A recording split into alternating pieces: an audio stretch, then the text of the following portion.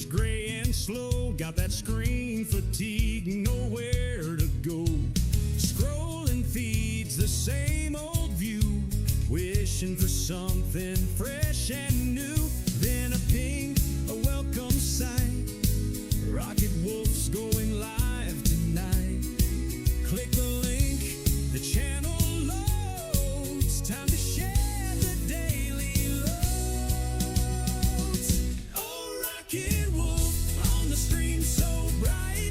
Chasing shadows, bringing the light. With pixels flashing and a voice so clear. Banishing boredom, calm and fear. He delights and lifts us high. With wisdom shared beneath the digital sky.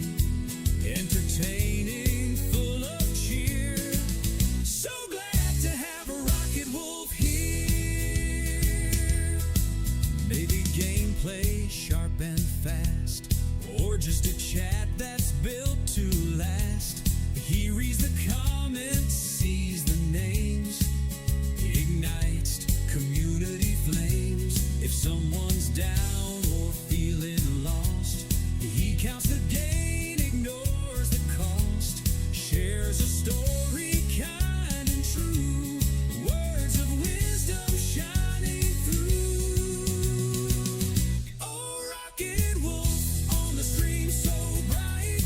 Chasing shadows, bringing the light. With pixels flashing and a voice so clear. Banishing boredom, calming fear. He delights and lifts us high. With wisdom shared beneath the digital sky. Entertaining, full of cheer. So glad to have a Rocket Wolf here. It's more than just watching a screen unfold. It's finding courage, brave and bold. He builds a space where folks connect, showing kindness and respect. Turns a dull night into fun, inspiring viewers one by one. With every stream he plays his part, putting encouragement in every heart. Oh, Rocket Wolf on the stream so bright. Chasing shadows, bringing the light. With pixels flashing and a voice so clear. Banishing boredom, calming fear. He delights and lifts us high. With wisdom shared beneath the digital sky. Entertaining, full of cheer. So glad to have a Rocket Wolf here. So tune on in, don't delay. Let Rocket Wolf brighten up your day. Yeah, Rocket Wolf, keep shining on. Stream until the break of dawn, or whenever you sign off. Woo! Woo!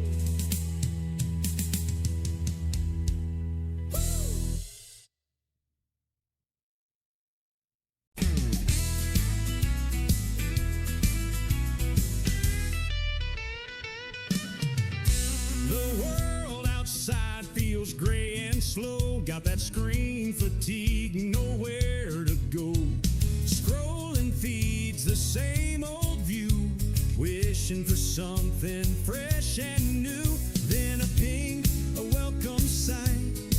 Rocket Wolf's going live tonight.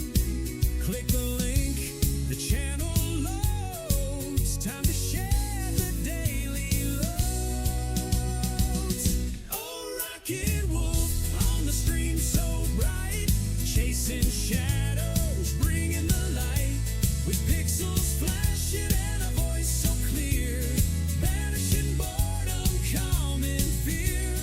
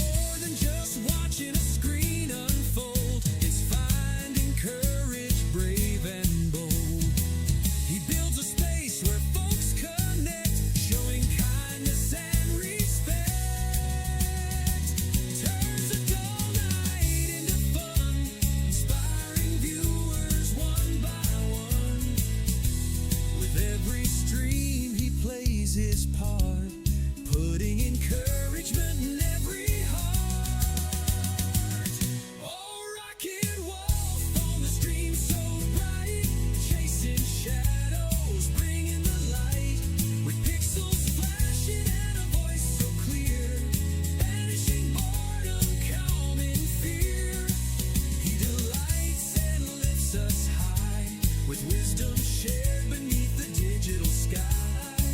Entertaining, full of cheer. So glad to have Rocket Wolf here. So tune on in, don't delay. Let Rocket Wolf brighten up your day. Yeah, Rocket Wolf, keep shining on. Stream until the break of dawn or whenever you sign on. Woo! Woo!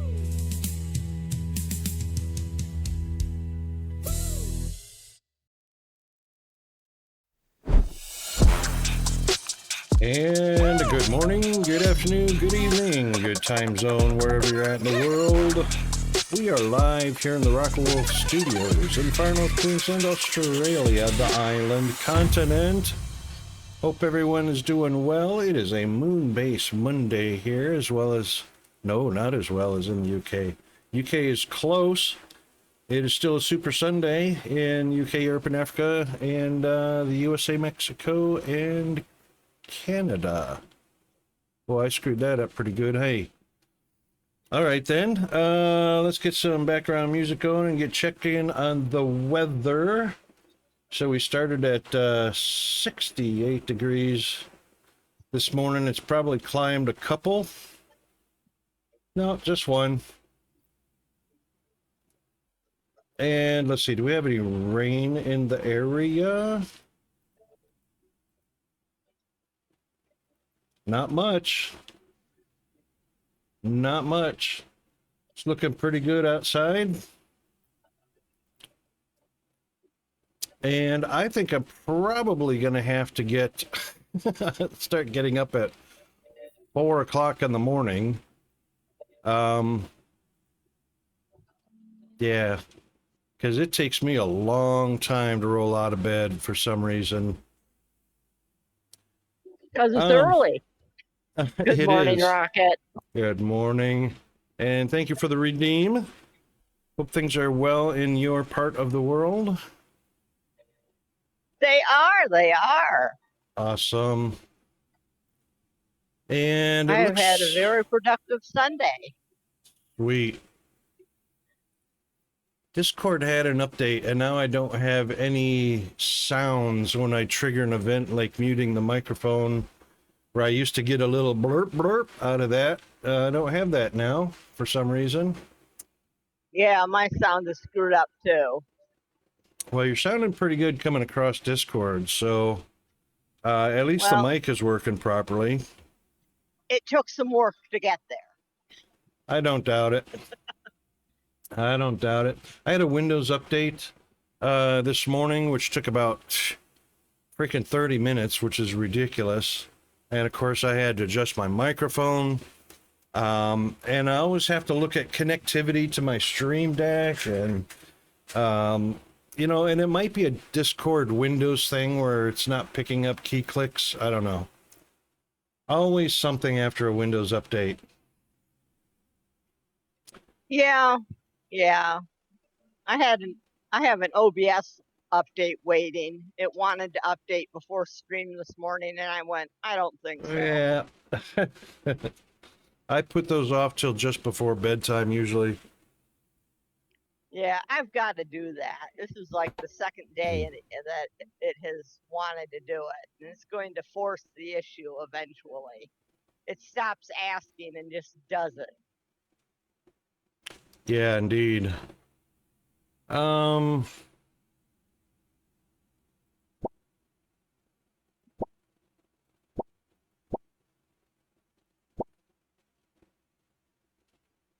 Where is... How come I don't see lurk bait happening?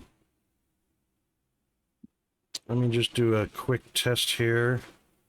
Come on, mouse, behave. There it is. Oh, okay. But behaving would be so boring. I know, right? What's the challenge in that, hey? All right, it's working. Oh, goodness. Let's get on over to the awesome Foundry.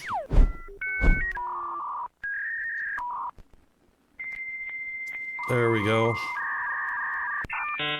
So in between adulting activities this weekend, I attempted to figure out what the nuclear power system is all about, so we can take a quick review of that. And of course, I was just setting up just to find out what the orientation of the buildings are, because there's no visual clue whatsoever. But it starts with the reactor fuel mixer, which takes these reactive briquettes and the ignium enriched water, which produces reactor fuel mixture. So it's a liquid or a molten material, and that gets fed, and as you can see, it's oriented backwards because, yeah. How fun would it be if it oriented up correctly?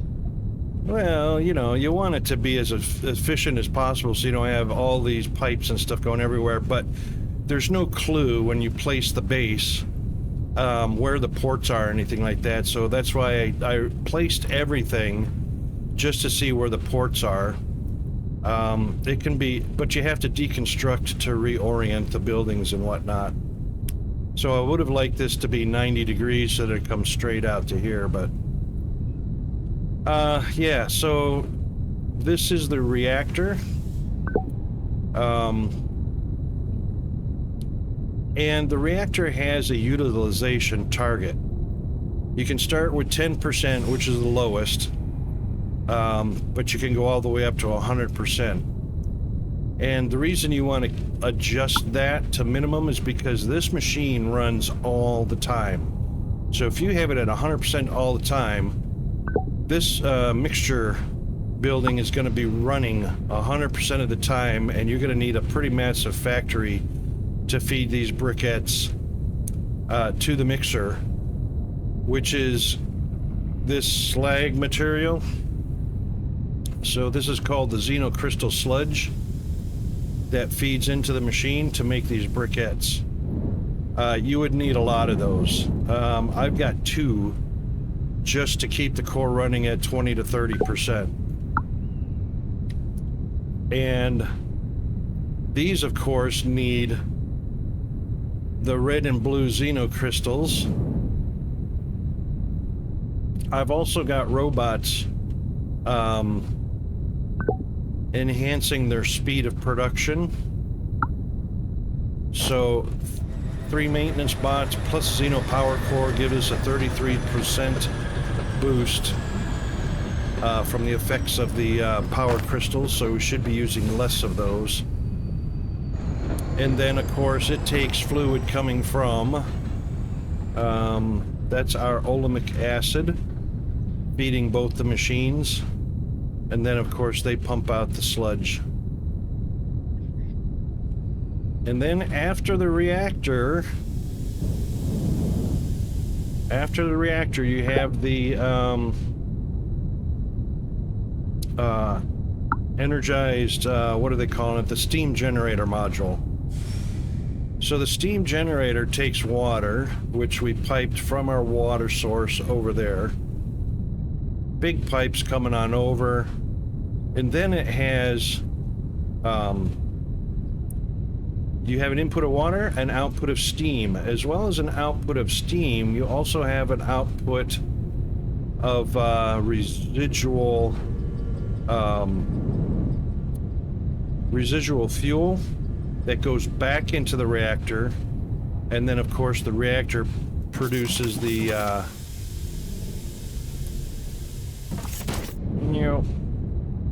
hang on, fuel out, fuel in, residual out, back into the reactor. So you've got 2 ins and 2 outs. You got water in, fuel in, you got steam out, residual out, back to the reactor. The steam comes over to these awesome high pressure turbines, which take 10,000 liters of high pressure steam and can generate up to 36 megawatts each. So we've got 3 of them, so we should get 108 megawatts out of these, which we do get. If the steam is, there's not enough steam provided for these turbines, it will, I've got them all connected in series. If there's not enough steam in the pipe, it'll shut down one steam turbine, or obviously it'll stop, it won't be enough steam to run it, but the other 2 will continue to run.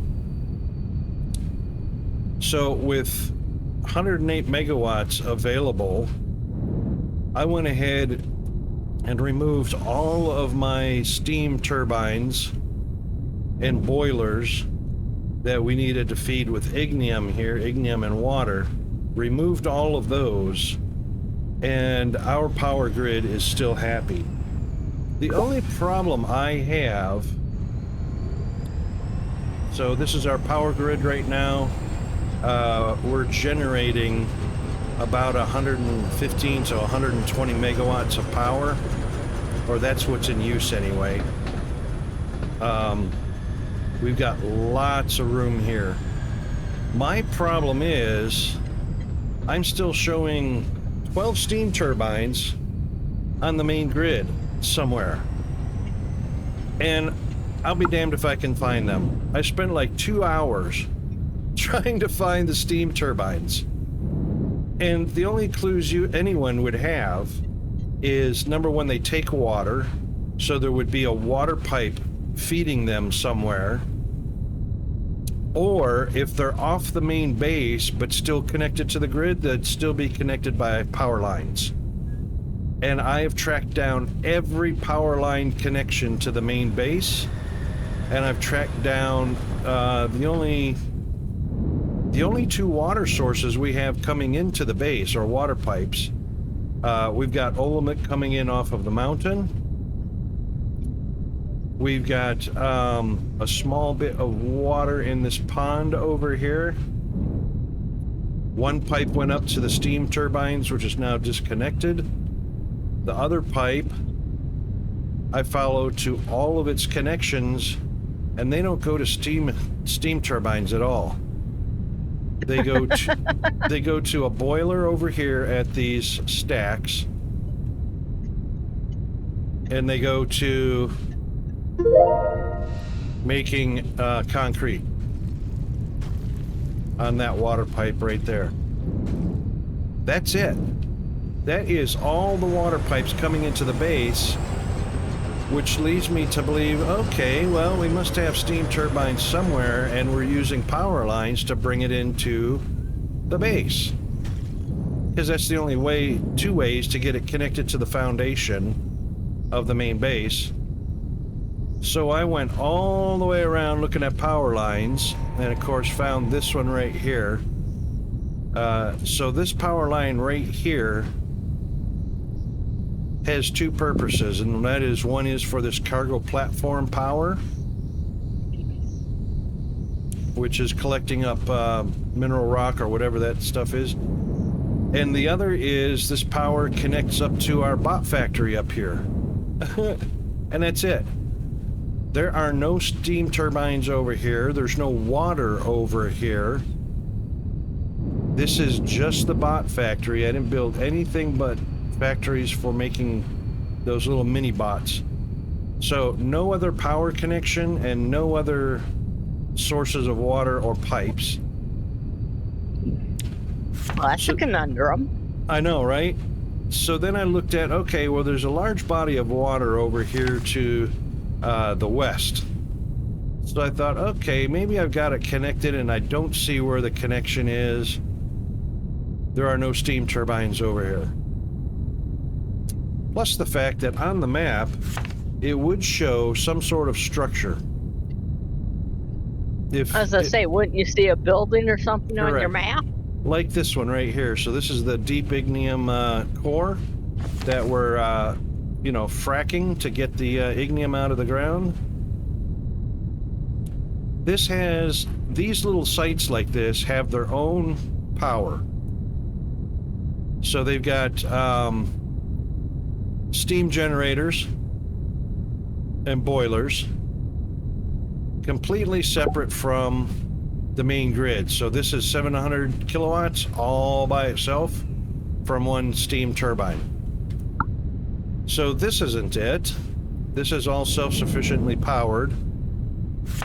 And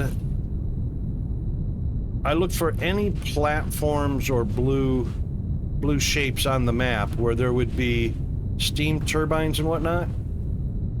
I can't find them. Well, they're there, Rocket. You're just missing them somewhere because they have to be there.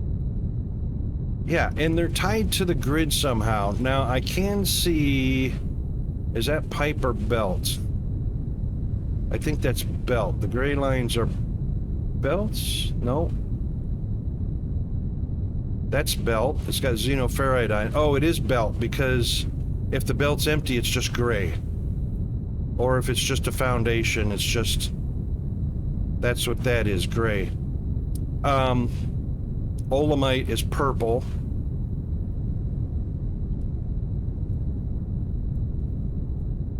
And there's nothing else connected around the perimeter of the map. So this is where the steam turbines were, on this long patch of gray area right here.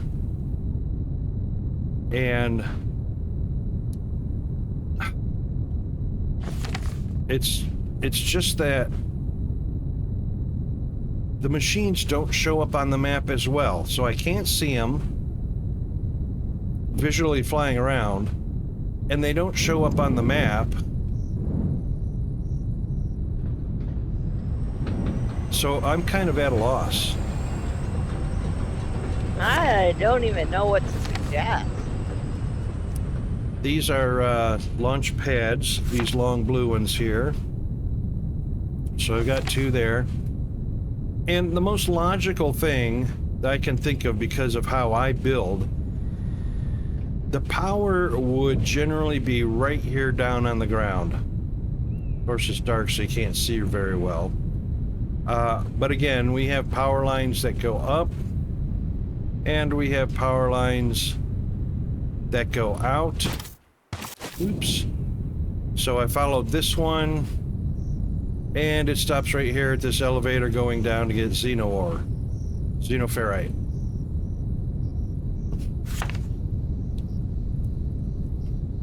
That's it. I can't see it on the map, and I can't see it flying around, so I have no idea where. And 12 steam generators are not small. So this is the arc furnace, or the blast furnace, with the casting machines out front here. Another blast furnace with casting machines.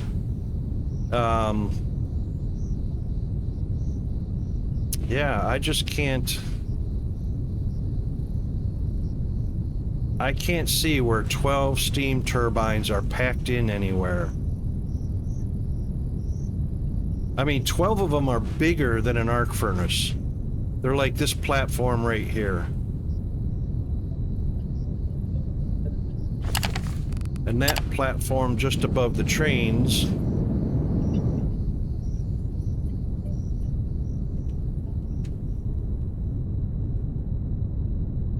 We'll go over there.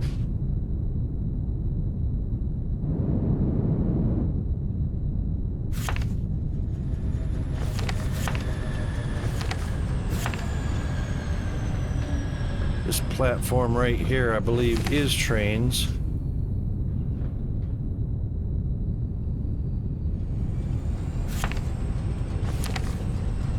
No, it's actually, this is all of our maintenance ships, cargo ships, long-range scanners, and the tower, and a cargo platform. That's what this entire area is right here. I just wanted to take my anvil out of the pit kiln, and it shattered. Really? Yeah. Is it a two-piece, the bottom or the top piece of the anvil? No, I just started a new game when they put the new update out, so it was just a regular copper anvil. Yeah. Clay for a copper. It was a clay mold for a copper anvil. Right, so it's just one pour makes the whole anvil. Yeah. And it shattered because it cooled too fast, or you threw it in water, or what's... No, I put it in the pit kiln. I turned the pit kiln on, and I was taking it out so I could pour my copper into it. Huh. And it shattered. Yeah, I've never seen that before. That's a new thing. I've never seen any kiln item shatter, which is a missing element that's been missing for a long time in the game, because when you take metal out and you quench it, you're usually hardening it. Yeah, but this was a clay mold. This wasn't even metal. Right. I hadn't even poured it yet. Right, and so when clay molds are done hardening, or, you know, in the kiln burning, they are brittle and they can shatter, but only if you drop them. You know, or you bang something into them before they've cooled down. Because what it is all, when it's heated up, all the molecules are super excited, hot, and they're moving around, and even though they've formed a structure, they don't slow down until they're cooled. When they slow down, and that's when a solid object becomes more solid, like clay, you know, becoming ceramic. Hey Hunter, how you doing this evening, mate? Hey Hunter. But that's a mechanic that wasn't in the game before. No, it's new. They've got a lot of stuff they've added. That's cool. They've added a lot of stuff. How's the Hunter of all things doing today?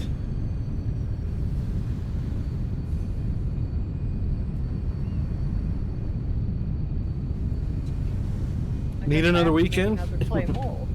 I'll take 2 weekends in a row, that's for sure. We're all good in the down under hood.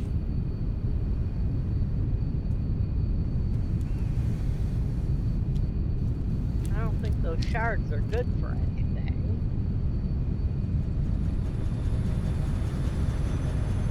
Can they be recycled, like turned back into clay or something?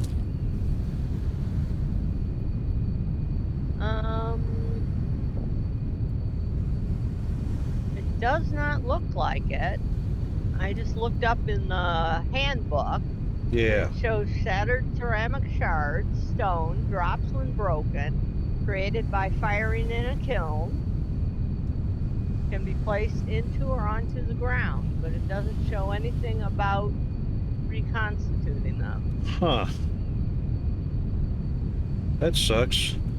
Why would there be the ability to place them in or on the ground? What kind of use is that for them? Yeah, I don't know. Oh, so that's just an on-call situation, Hunter. No actually going into the office. Oh, they've got new tabs here. Uses. There you go. Let me go see what that says. No recipes. No, you still have to go into the office, even on call? Right, so you do your normal work day in the office, and then the rest of that 24-hour period is on call. Oh my God, that would suck.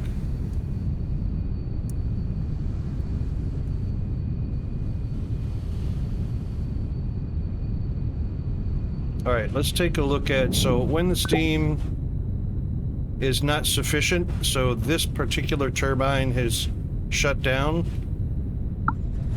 and these two are getting the lion's share of the steam.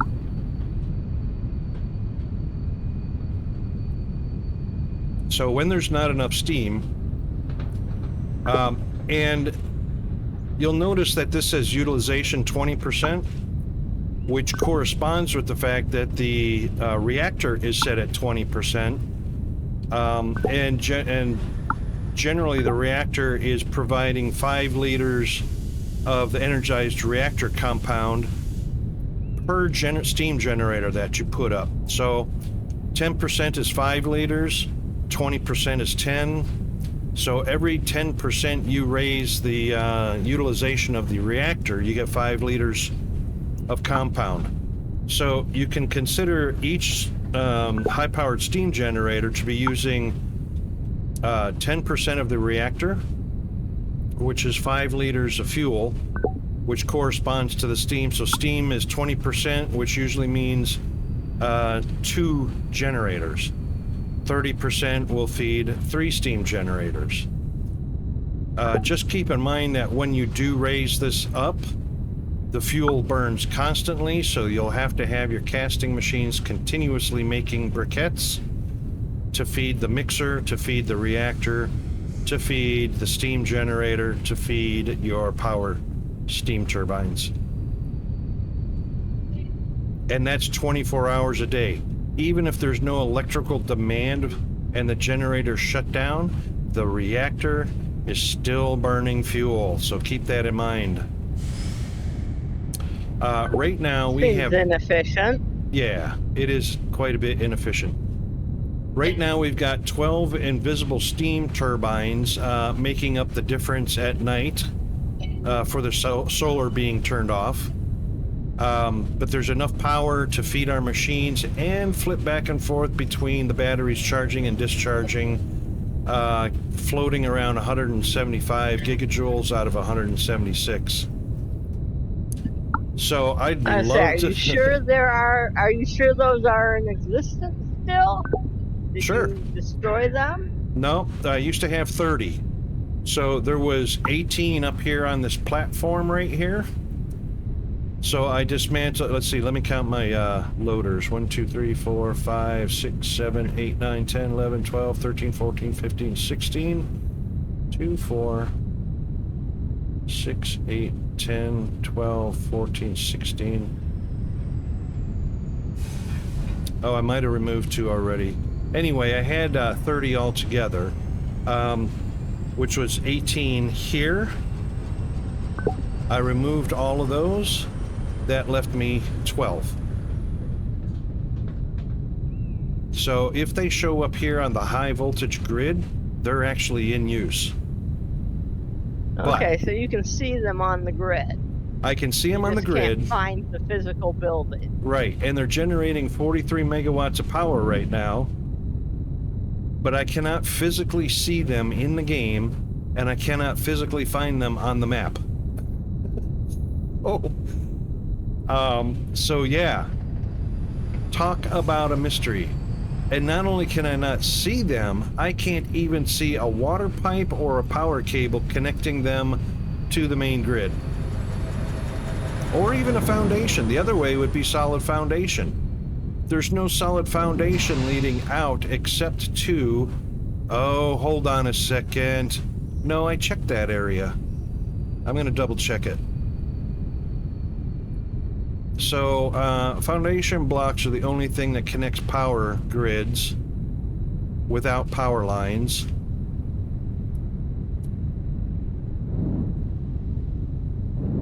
That one we know goes to xenoferrite. This one... Oh my god, I bet you it's way out here. But I thought I checked out here.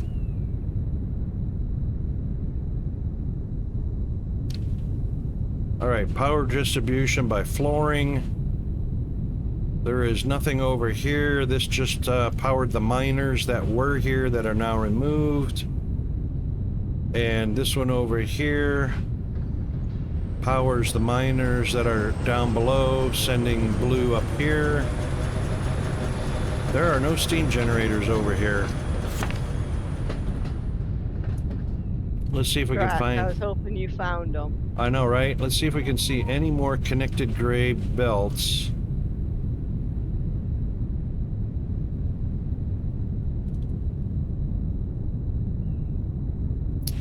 That one is for the geothermal vent.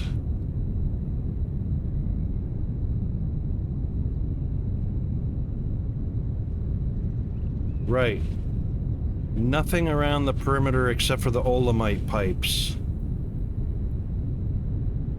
So it's not powered by flooring connected to the main grid. It's not connected by high-powered cables. I cannot find them. Well, they've got to be there somewhere. Yeah, and You you know what? already know that. Yeah, the only thing I can think of is during the update, wherever those 12 are, if the map changed for any reason, which I don't think it did, other than the snowy biomes. I never saw snowy biomes before. But even so, the map shows all of the resource nodes because we've got them uncovered. Even if the biome changed, there would be a blue platform showing the steam turbines.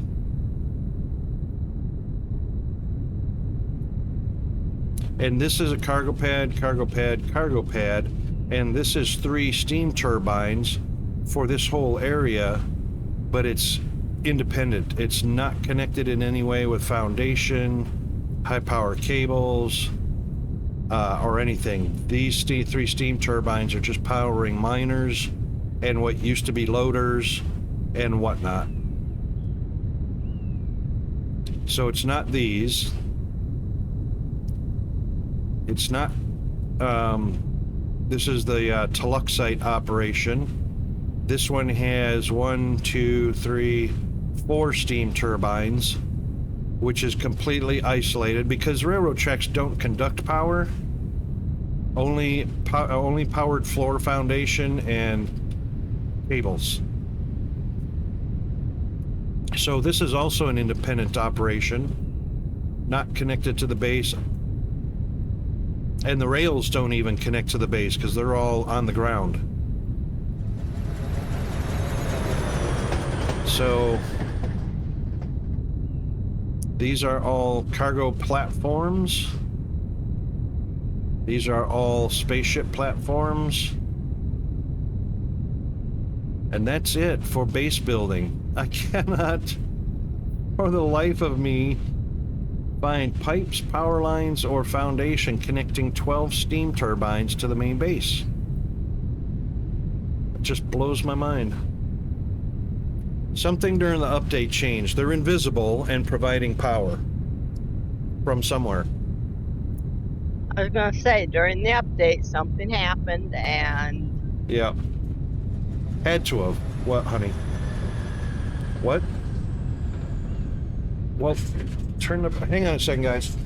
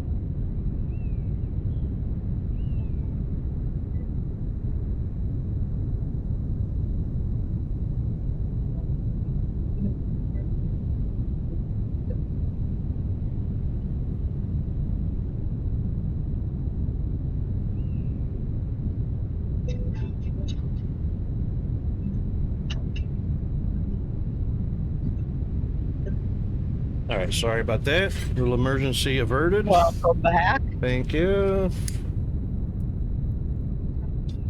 He's getting better at cooking stuff, but he still needs a little bit of guidance. All right, He'll so get there.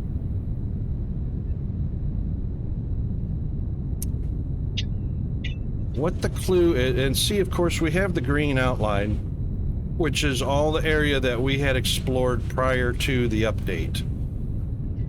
So prior to the update, any steam turbine machines should be inside this green line because I didn't install any after the update.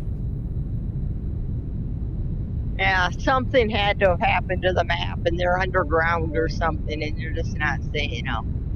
Well, see, that's the thing. Even underground stuff like this Olamite reservoir is actually underground. The platform or the machines still show up on the map. They just don't tell you if they're on the surface, or below ground, or elevated into the air. But they still show up on the map. It's just that these 12 are not showing up on the map. That's the problem. And I flew around to all of the operations just to see if there was a connected power floor that's not showing up on the map, or a power line. And there's nothing. You know, we have the one power line connecting the bot factory, but otherwise all the other ore operations are independent. Ore, telexite, ignium, all of these. I just can't see them. Well, unless you need to do something with them. I was gonna dismantle them. I guess that's, you know, I wanted to dismantle them and recover the resources that it took to build them, you know. But, you know, you live without, after you build the machines, you live without the resources, right? So they're not doing any harm. They are kind of, there is the aspect of the false information. So when I look at the grid and I see 12 steam turbines, either in operation or not in operation, there's 43 megawatts that are added to total power available. And if you're calculating power usage, I mean, that can be a concern that kind of messes with your brain, calculating available power versus generated power versus idle power, and so on. So I just wanted to remove them to alleviate any of those issues. And by the way, this rocket looking thing, this is our cooling tower. So as the steam generators are generating power from high pressure steam, that steam goes through the generators and then gets exhausted out through the cooling tower, which it looks pretty cool when it's in operation.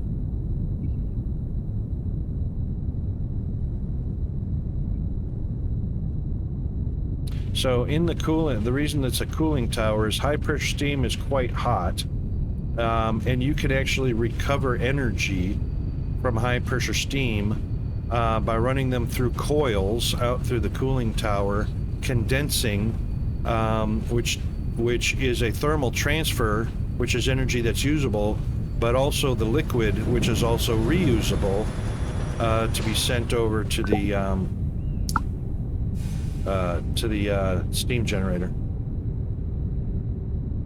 That's in real world, but they're not doing that recycling of the power and the water. So at least we know the orientation of how the buildings should work. One steam generator can power, let's see, what did we figure out? So the max input is 36,000 liters of high pressure steam per minute. The tower generates 360,000 liters per minute high pressure steam. So one tower, one steam high pressure steam tower can handle or can supply 10 generators.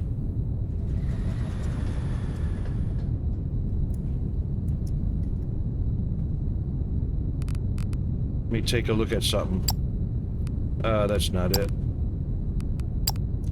So the way this map is set up, there's little one-time something. So one fuel mixer handles one reactor, or can feed one reactor, which can feed 1 steam generator, which can power 10 high-pressure turbines, which will be 2 cooling towers. So it's 1 cooling tower for every 5 turbines.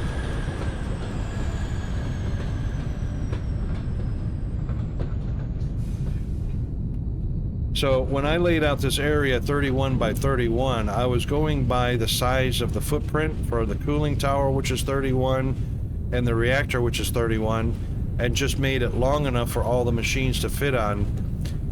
I completely forgot about having room for 10 steam turbines, which is, you know, 10 times 36 watts, that's 360 megawatts if this was a fully functioning nuclear power facility. 360 megawatts. And right now my max consumption is about 1/3 of that. So, yeah, bye-bye steam generators. The low tier steam generators. And actually, don't even need solar, because the reactor runs 24 hours a day. That powers day and night. And since it doesn't shut off at night anyway, you really don't need the solar. Interesting. Now, one aspect is that because the reactor runs continuously, if you're only using a certain percentage of it, or like for instance, when I go up to 30%, that runs 3 steam high pressure steam turbines, but there's still some residual power left over. I can power batteries all day long that I could use at night, or I can utilize the battery power if I have to shut the reactor down or lower it for any reason to do tweaks, fixes, more construction, whatnot. So if I'm going to add machines to my factory that exceed the power of the reactor and my batteries start to drain, then I know I've exceeded. That's one clue that tells me I've exceeded the power requirements of the reactor. But essentially, once the nuclear's set up, you don't need the solar or the steam, the older steam generation. And this is a huge solar array anyway.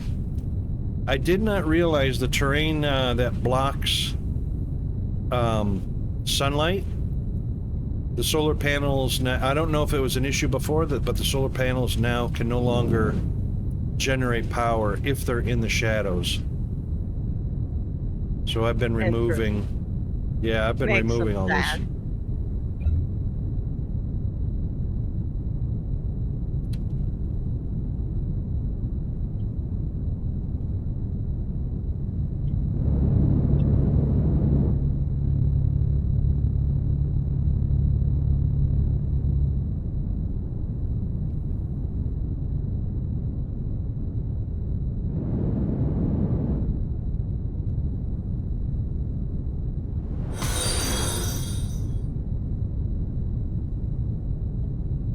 Thank you for the follow.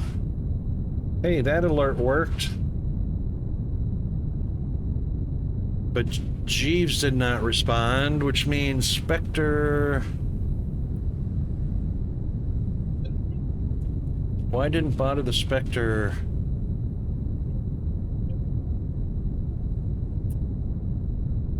We still got some issues with Bot of the Spectre. I had to reauthorize it this morning.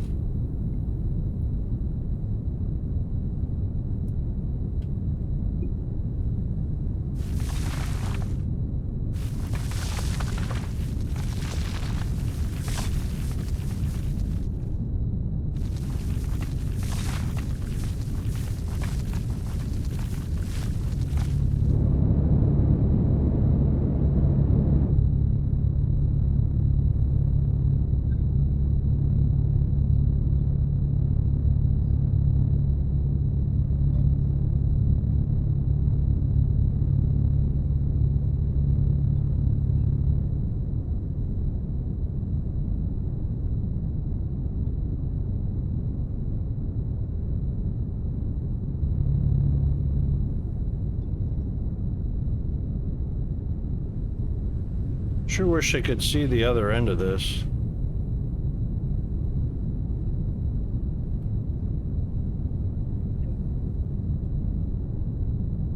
Hey, Bandit, there's your buddy. Yep. He might be a little trapped up there.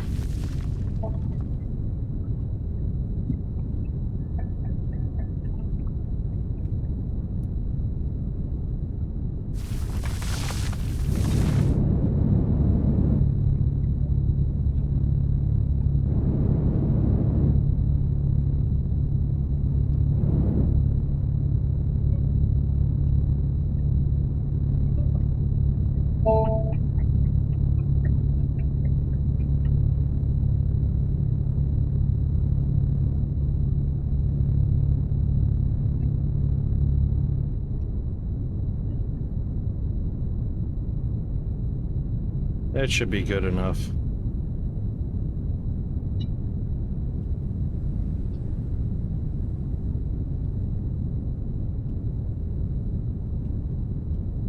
We'll have to do that last little bit.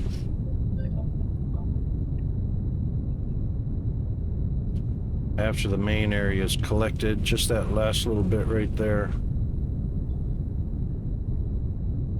That should open up a much better view of the star to the solar panels. Not that we really need it. All right, so I guess we'll just leave the 12 mystery generators to their own devices. Unless they show up eventually, I don't think there's much you can do. I know, right?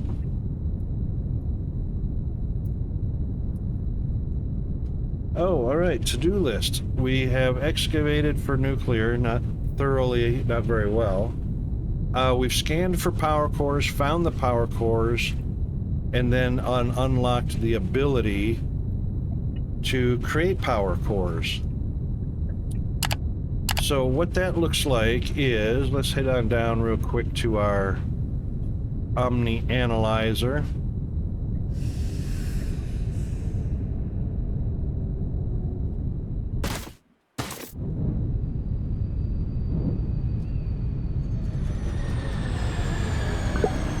Alright, so when we look at our Omni Analyzer, this is the Xeno power cores, and we needed either to hunt.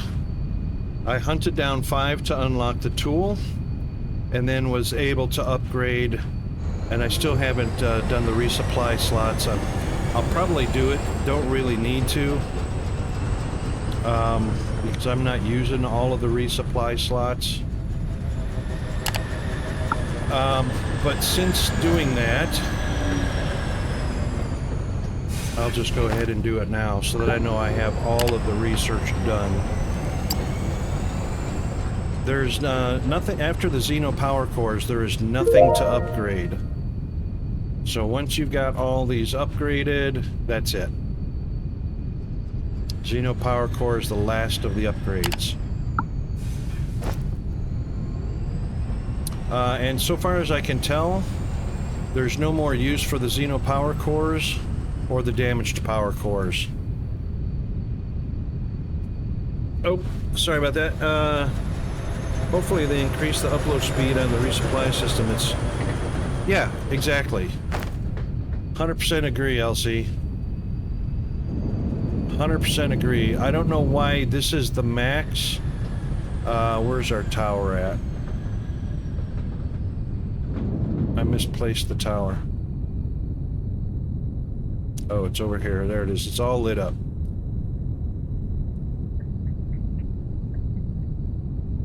Oh, yeah, that's right. Boosting. That's right. So I did boost the Xeno crystal mining with some power cores. And we also boosted... what did we boost? We boosted the production of these two right here. So once you have your robots in, you can plop a Xeno power core in here to get the power increase.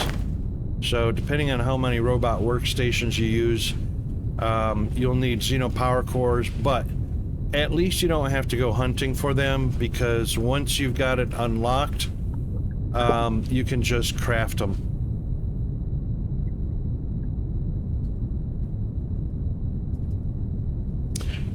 Well, Elsie, I think I would contend that if you've already gotten to the point that you're hunting or crafting Xeno power cores, there's a good chance you've got all your research done. So mine is all green. The only two exceptions is the infinite mining efficiency upgrade and the pump jack upgrade. So if you wanted to do that for your research labs, yeah, I reckon that would do a boost, but by the time, honestly, by the time you get there, I mean, I've only ever had 5 research labs. I've only ever had 5, and, you know, the entire tree is done. By the time I got to Xeno, I was done basically upgrading anyway.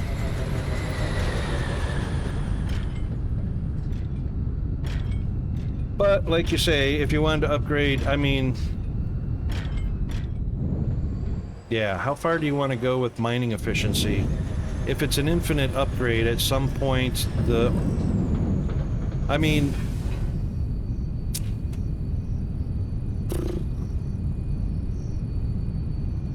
I don't know. I just never had an issue with mining efficiency.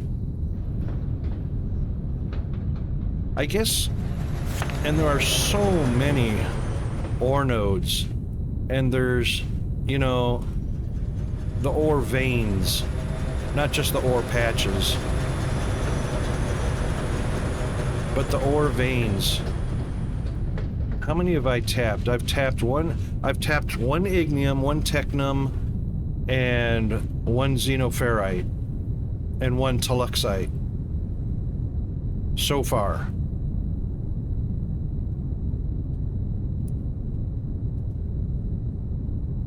Yeah, so on the deep core mines, the ore veins, like for instance the fracking on the toluxite, yep, definitely increasing efficiency. I mean, like I say, we're at level 9, I think, right now.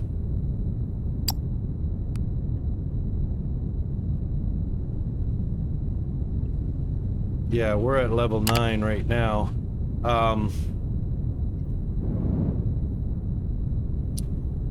If you were going to feed a number of factories from a fracking site, because once you're fracking, you're getting infinite anyway. They don't deplete.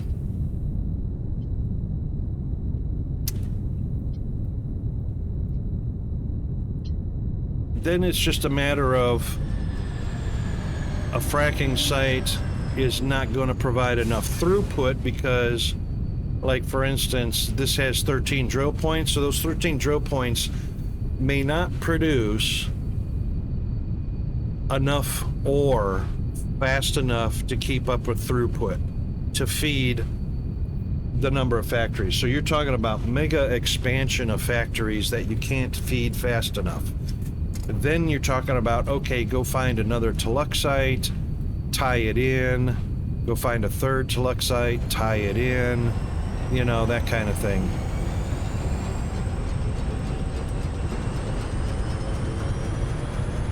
And honestly, the number of deep ore veins and patches of ore, there are so many that if you depleted everything around a main base, then your main base is freaking epically huge. You know?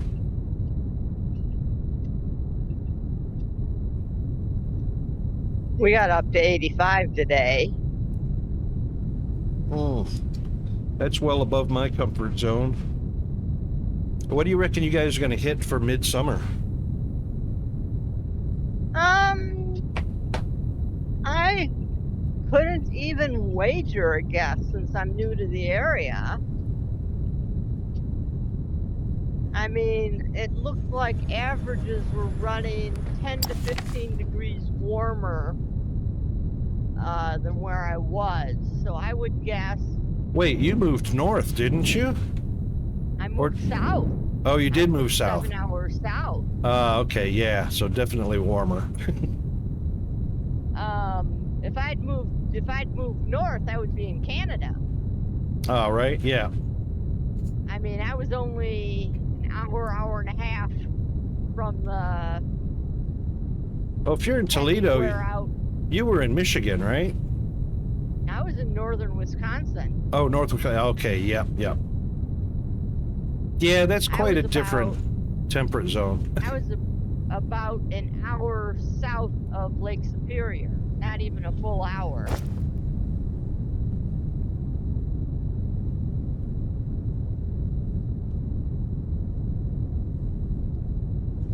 So it was running, you know, maybe to give it more leeway, say 10 to 20 degrees, but I think it was more like 15 warmer. So I would say somewhere between 80 and 85. Because Yeah, we indeed. were running about 65 to 70 most of the summer. Yeah, yeah. Up in Wisconsin. All right, we got ads running. So some of our chat is in the blind right now. So we'll come back after the ads and get a stretch and a hydrate and all that good stuff. And we'll be right back. Hang in there.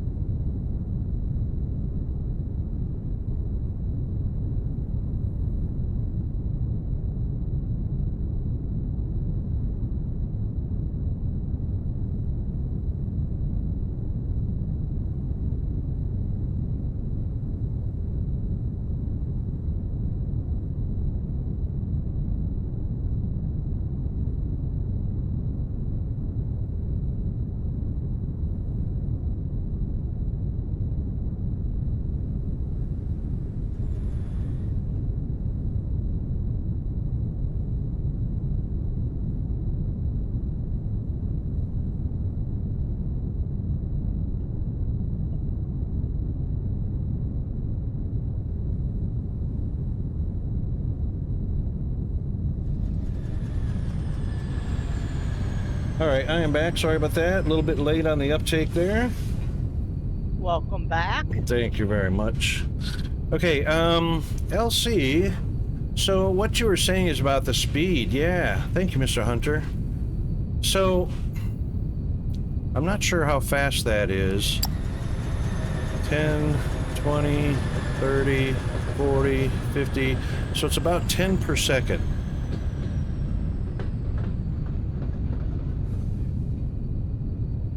So, you know, 600 a minute. I guess 600 a minute is the transfer speed. That's pretty slow. However,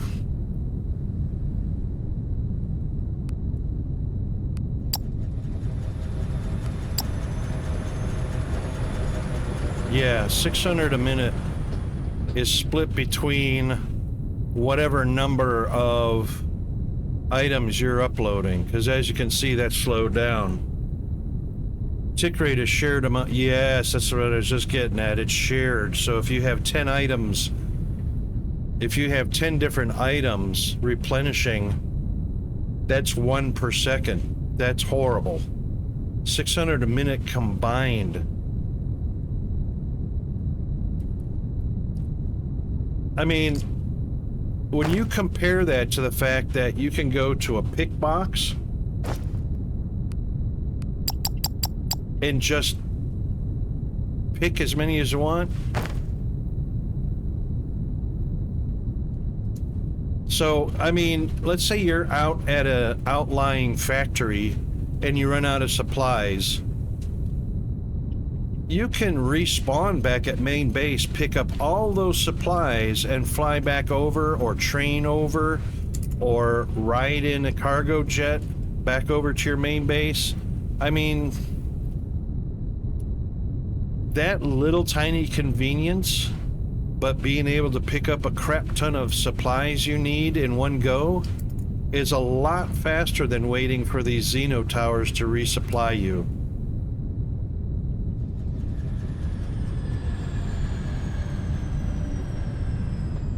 Yes, per item. That's right, not shared. Yeah, I agree 100%. I don't know if that's suggested to the devs, but that might be worthy of a suggestion to the devs.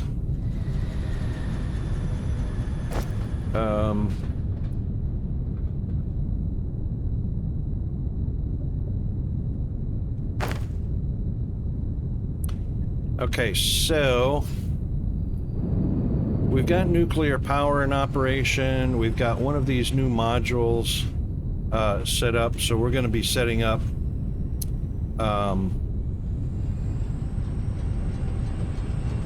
another heavy caster module over here to replace these casting machines.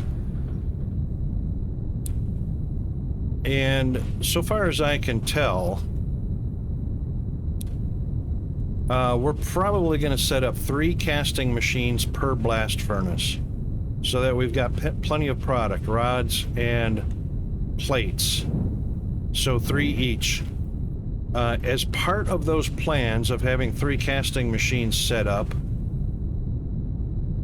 we're just with what we've got here, we're supplying plenty of plates and rods to our factory. So since these can produce 3 times more than what they are right now, I'm thinking of setting up trains and new factories in other areas that might be low. Well, see, the map is so nicely populated with all the resources. But you know, I might go out into a desert area and set up a nice, beautiful base, not over the top of any resources, which that's going to be hard to do. Like maybe this area right here, even though it's over the top of mineral rock. Or maybe out here, you know, set up a whole new base, and that would be for the big robots. So we've already got a bot factory set up for all of the small robots, and then just use trains 2, 3, 4, 5 trains for the same product rotating between that base and coming in back here. As long as we can match throughput or exceed throughput of the materials, and then we can set up those mini bases for the other types of robots.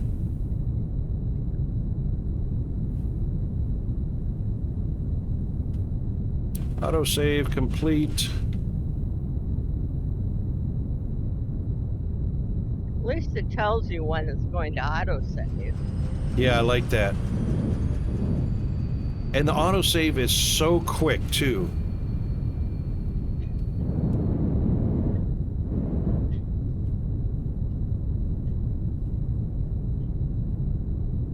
I must have an overly large amount of materials.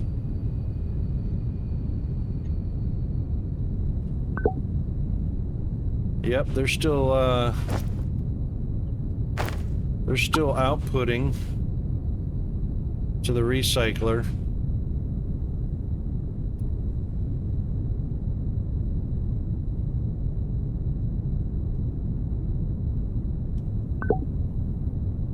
Yep, recycler is stocked up.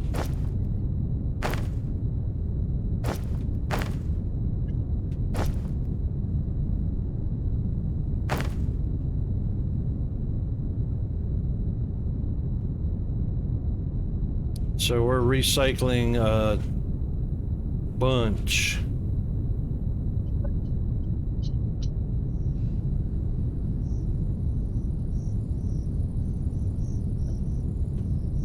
Did that belt just clear in the time we were looking at that?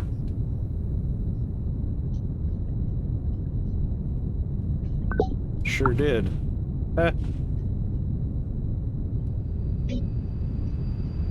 So where's our little maintenance shuttle?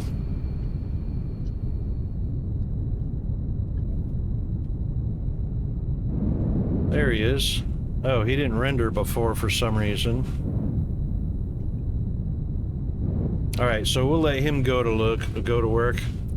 What are you doing to get rid of the slag from the blast furnace?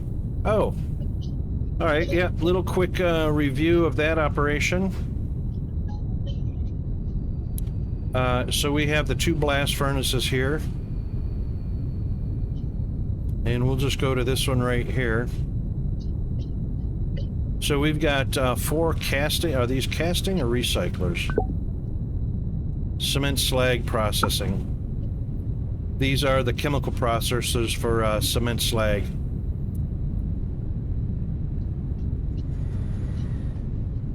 Hail? What? You guys are getting hail? Storms coming in? Rain, sunshine, and hail. But anyway, LC, this is the blast furnace slag output here. So I'm just splitting it into 4 chem processors. And of course they'll make cement, which will feed into this buffer. And then any output. Oh, look at that. Huh. What a derp rocket. And then, of course, the overflow will go back to the normal cement supply line. If this buffer overflows, they'll go into the recycler. But as you can see, we've got plenty of cement. And we've set up one of those operations on each one. Is it really the hail capital? But without tornadoes, right? It's just a convergent zone that creates enough updraft of warm air and cold air above it. That makes sense.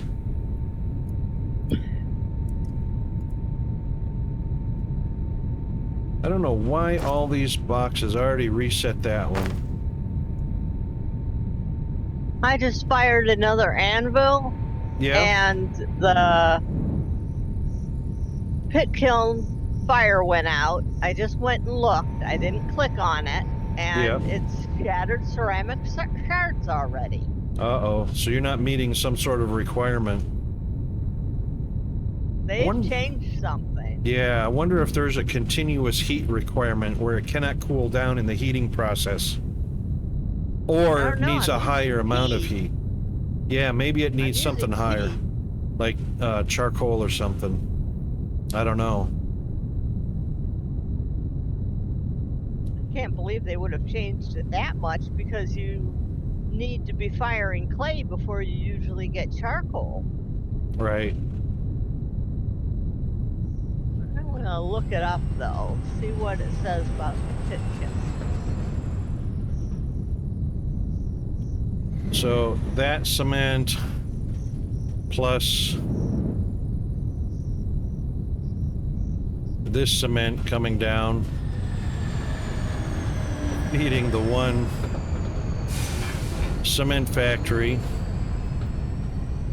We've got a lot of concrete. Cement is to make the concrete.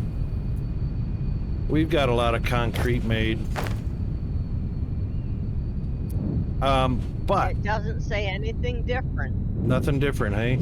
Yeah, see, they need to put some notes either in the wiki. In a 1x1 hole, then place dry grass, sticks, and firewood. Peat and coal can also be used instead of firewood. Ignite to fire your clay product. Careful, ignites nearby combustible blocks. And then it tells how long it will take to finish with each of the different types of heat source. Is that from in-game information, or is that from the official wiki? That's from the in-game. I wonder what the official wiki says. They don't update that as often, but I'm just wondering if anybody's added the new content information. I don't know. Let me go look. All right, chat, so something is different.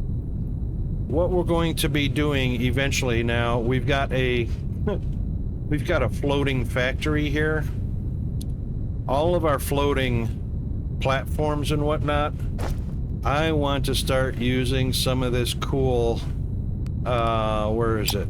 Neon tube construction to start building supports and frames around the factories. These 4 platforms right here are eventually going to be removed, so we're not going to worry about these so much. And we'll eventually be moving or getting rid of these little buffers that are feeding the bot factory also. So basically this whole section of the main bus line right here is going to get reworked. So 4 cargo platforms removed. All of these feeds that are feeding the trains going over to the bot factory are going to be refined a little bit. So these are all the trains feeding the bot factory. So these products here are coming down on elevators to feed these train stations. So basically the bus line is going to be feeding train stations. Train stations are connected to the bot factory over here. So these cargo platforms correspond to these cargo platforms right here. And then all you'll see is just bot factory with products going up for sales from the space station. So we have to complete the rest of the mini bots being made or manufactured, and then we'll start setting up the regular robots factory, which we're going to do in a separate location that's nice and flat and clean. So first priority, and actually in these notes we don't need to know oh yeah, cleaning bots. So actually these 4 we need to We need to double check at the bot factory to make sure we've got those in operation, because that's some high prices to sell. I mean, even though we've got 78 Thermalite, 78 million. I don't know how relevant it is to sell anything on the galactic market anymore.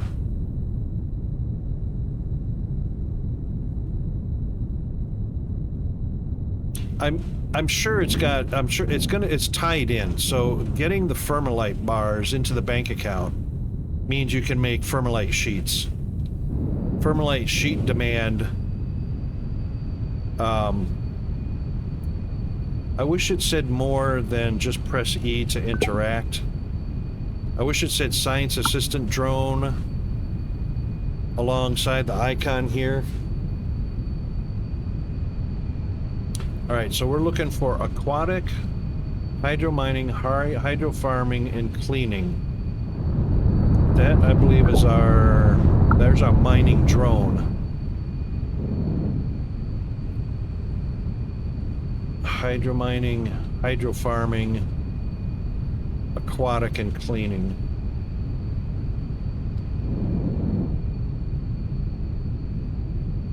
Oh. There's our cleaning bot. 0. Really? Oh, there's no factory. Ah. Well, there you go.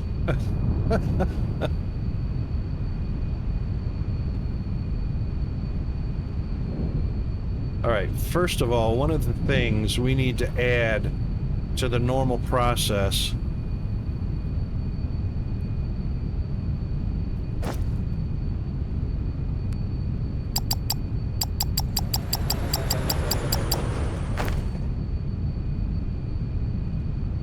wonder why we added those. They've got plenty of supply. There's literally nothing missing from the bus line. There's hover engines. There's the weapons. Oh, I also had an interesting bug that I ran into the other day. So we've got the main rail system coming in here, and then we got the side rails off to the side. This is our weapons components, which are these bad boys here, and this train docking here. This train, for some reason, even though it's assigned to the proper station, that weapons component, for some reason, tried to get in here at this mini Thermalite, the Thermalite sheets, and was stuck. So he was parked here at the stop sign on this station. So there was nothing in the schedule of the programming for that train to come to Thermalites, and it was stuck there. I actually had to back it out and then hit autopilot again for it to get to its proper station, and then it hasn't bugged since then.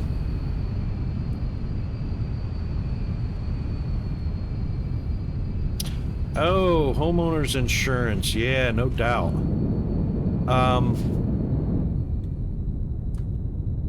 Do you know what, Hunter? You know, hail damage is a big thing. So, there are... there are choices of roofing material.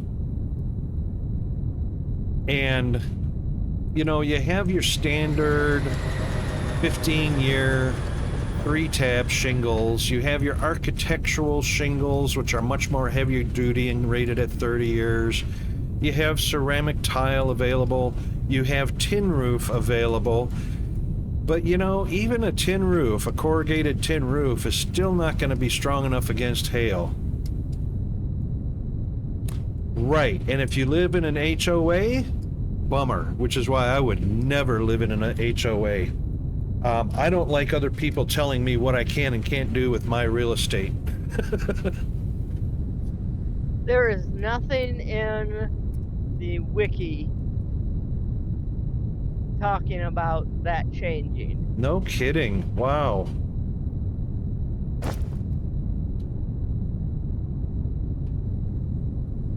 Wow, that's crazy.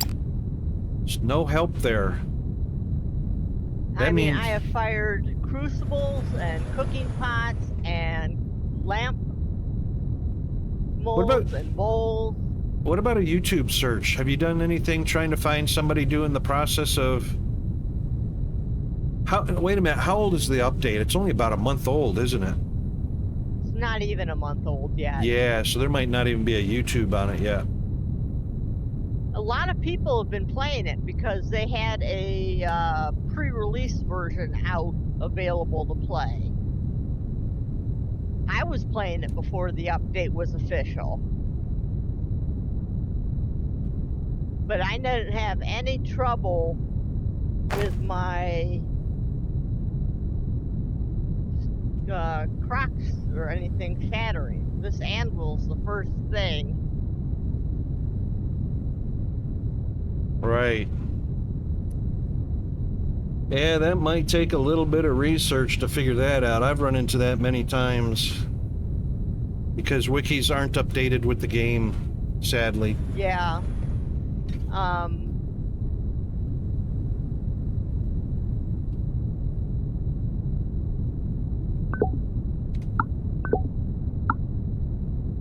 don't know, but that's 2 in a row. I'm not sure I'm game to do a third one right now without trying to find out if there's anything. About the only thing I can think is instead of using peat, use the firewood. The peat's getting too hot. Right. Oh, I don't think the peat's getting too hot, though, because charcoals are hotter than peat, aren't they? Yeah. And technically, you can use any of them. Firewood, charcoal, peat. You can even use coke and black and brown coal. Right.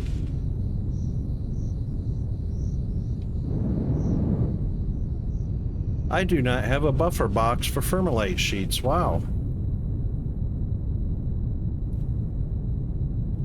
But maybe tomorrow, if I find the time or have nothing else that I'm doing. Yeah. Although I've got plenty I should do. I can look and watch one of the YouTube about the update because there are several out there. Yeah. Yes, Vintage Story. Sorry, Hunter. We were chatting about Vintage Story. Sorry, I forgot to alert everybody of the audio portion switching to a different topic. Yeah, sorry about that. Because, yeah, we're here playing Foundry, and people are going like, wait a minute, pit kilns and Foundry? What? That's not right. It could be a... Yeah, you know, Hunter suggests it could be a bug, Bandit. It could be a bug. It could be. But what I would do is probably just do a pit kiln for each. So do a pit kiln with peat brick, a pit kiln with charcoal, pit kiln with black charcoal, pit kiln with brown charcoal. And for comparison's sake, see which ones shatter upon removal. So far, it's only been the anvil, and I've done it with peat both times. I was thinking about trying it with firewood. Yep.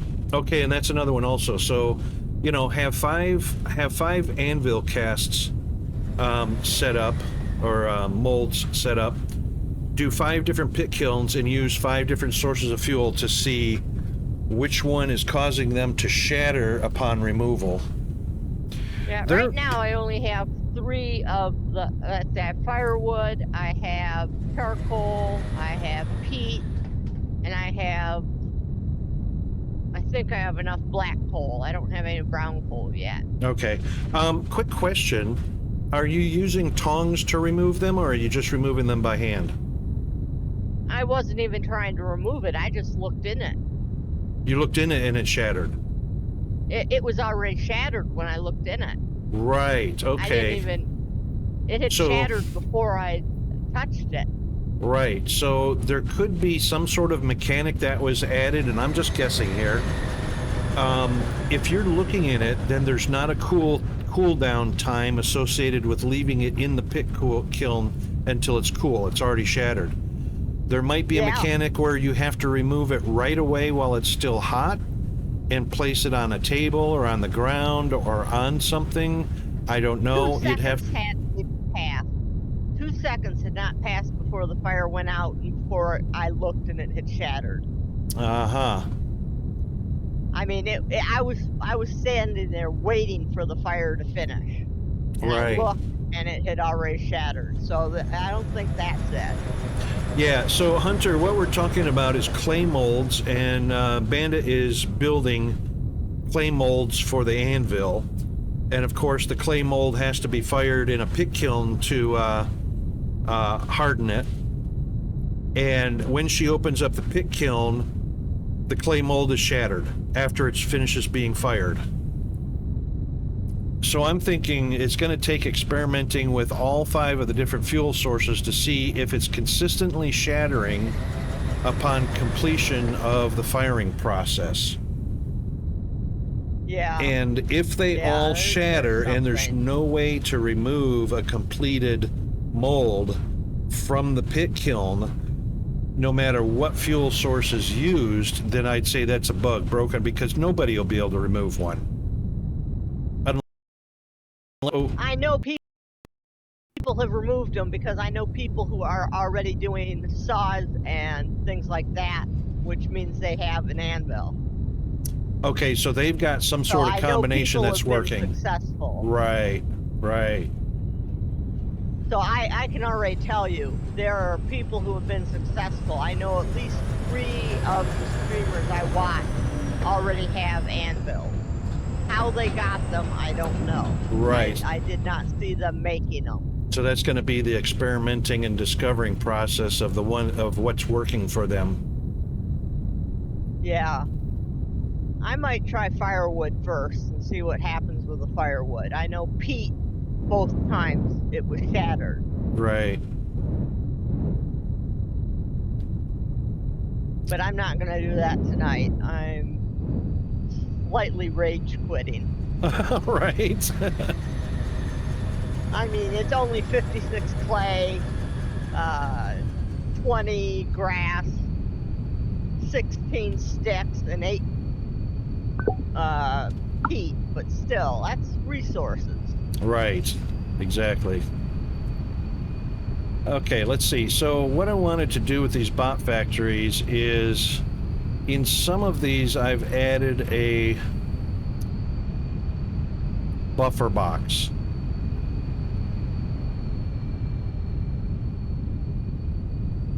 Well, looks like I've got one working right here.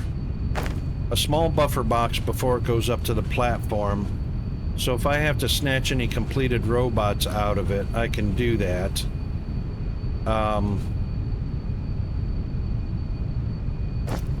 So I just want to see... We're going to have an input. So let's say, for instance, this belt came along here and there was a loader.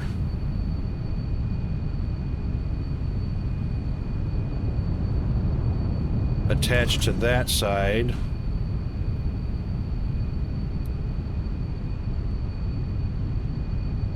Then there's not, see, this is not enough room to put another loader for output.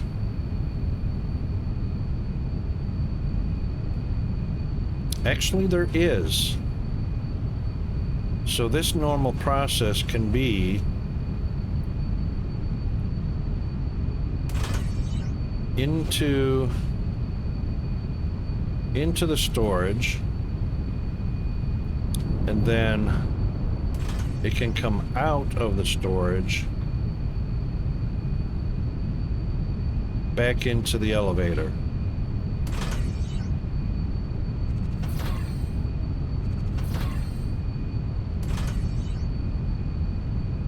That should work.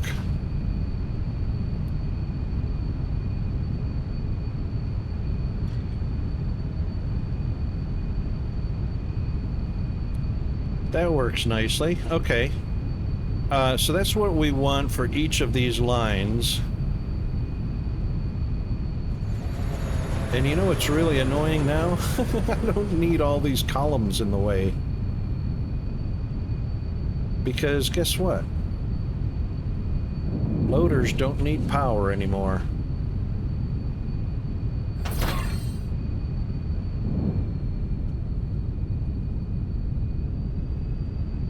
So those can be removed from as an obstruction. Sorry for all the janking and yoinking and stuttering. Yeah, they're breaking too soon, Hunter. And can't reuse them so far. Right. If they are reusable, the information is missing as to how.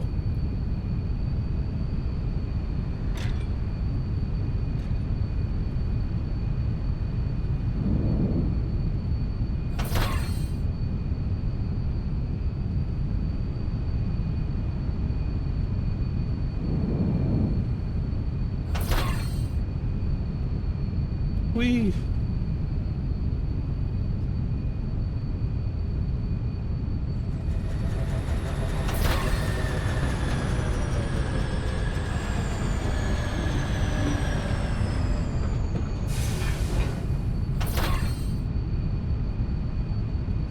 with that obstruction removed from around the elevators, that's going to help a lot.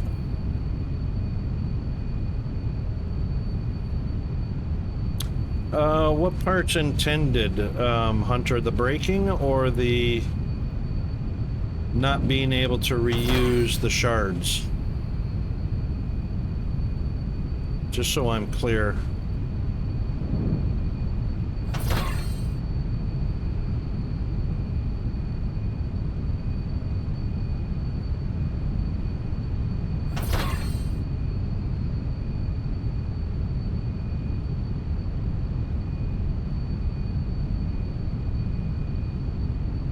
I was muted. I'm not even at that point yet, Hunter.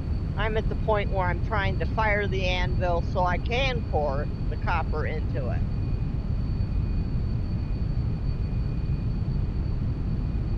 Hang on a second. Tweak. Anvil mold must now be destroyed to get the anvil. Yeah, that's been in it for a little while. Yes. So, understandable, after you've poured the molten material into the mold to make an anvil, then you have to break the mold to get the anvil out. But what's happening is taking the clay mold for the anvil, putting it into a pit kiln to fire it so that you can use it to make anvils. The mold is shattering as soon as the pit kiln is done firing it, before you ever get to pour a material into it to make an anvil.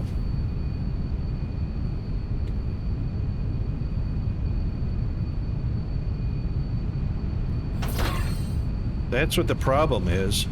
What's the point of making a clay mold if the clay mold shatters before you can ever pour copper or whatever you're using to make an anvil into it? Yes, that's what she's doing. And when she opens the pit kiln or goes to the pit kiln, you know, once the material's all burned off, the pit kiln is open and you can pull your mold out of it. You can't pull the mold out because it's shattered in the bottom of the pit kiln. The only way this early in the game to fire anything is with a pit kiln. The beehive kiln is much later in the game. Right. See, I use a beehive kiln. I haven't used the pit kiln in a long time. So I haven't looked in a pit kiln to see if there's shattered pottery in it. There hasn't been until this update. Right. I have never, with all the firing I've done, which has been a lot, had anything shatter. Yeah, I don't remember actually ever seeing anything shattered in my pit kilns. So that's a very new development.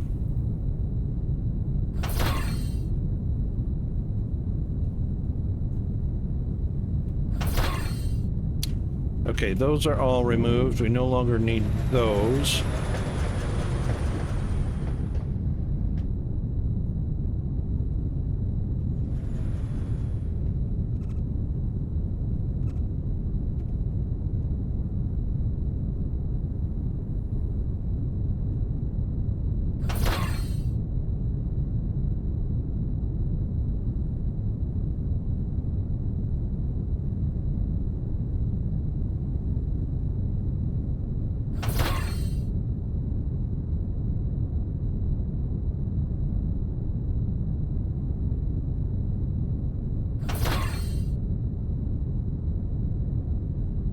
I'm removing these because we no longer need power distributed to these loaders.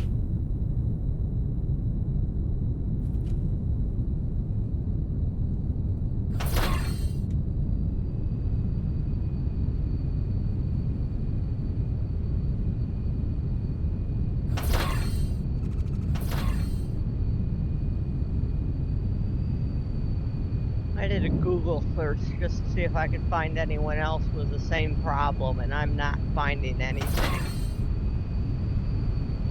Yeah, it sounds like somebody's discovered the trick.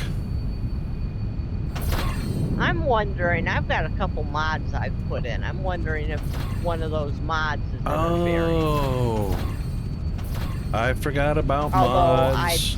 I don't have anything that should be, but that should is a very, very big if. Yeah. You know, I don't use many mods. I never even thought about that. That could be a... don't use many, but I've got a couple I like. I like the blood trail so I can track my animals. Yeah, and it only takes one mod to start glitching. So I might turn off all my mods and try it again before I do anything else. Yep. When I'm ready to do that. You know, there is so much functionality in the game that I don't use mods and I completely forgot about. You know, when an update comes along, that does not necessarily mean all the mods are updated. Yeah, I very carefully only selected ones that said they'd been updated for the most recent. Right. But I've got the blood trail, which is when you hit an animal, it leaves a blood trail so you can track it better. Right. I've got buzzwords, which is only for, because I can't hear the bees. With my hearing, even with my hearing aids, I don't hear the bees. Right. Buzzwords, just when you're getting close to bees, it says bzzz at the bottom of your screen, and the bigger it is, the closer you are to the tree where they are. I have that one. I think that's it. I think those are the only two I have. But I might disable those just to see if that's what's doing it. Yeah. Because that would be a possibility.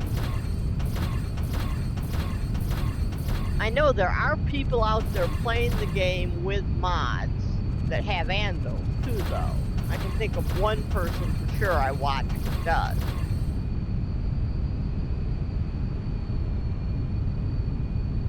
And they use a fair number of them, if I recall correctly. They had 30 or 40 mods in their game. They used a bunch that I would never think about using because I call them cheats. They make your stacks bigger, they make your storage have more capacity. Yeah, those are cheats. Those are not quality of life. Yeah. Yeah. Yeah, the buzzwords, that's quality of life because of my hearing impairment. Yep. The blood trail is nice to have. That's a quality of life. If you're out hunting and you hit an animal, it's going to bleed and you're going to be able to see that trail. Right. Oh, I have bed spawn set too. so that when I sleep in a bed, my spawn point's set. So I have 3 mods.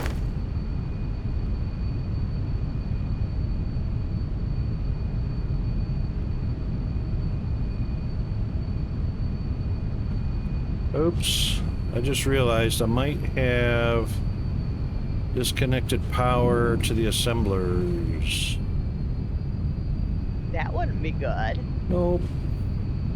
That'd be a rocket, official rocket derp. It's Monday. I can tell it's Monday. Yep. No, we're good. It's the lower one that connects them. Yep, we're good. Okay.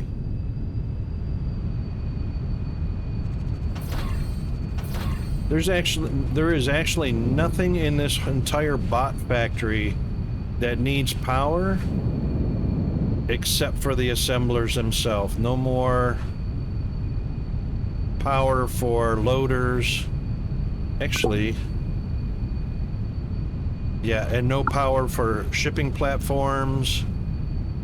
No power for train platforms.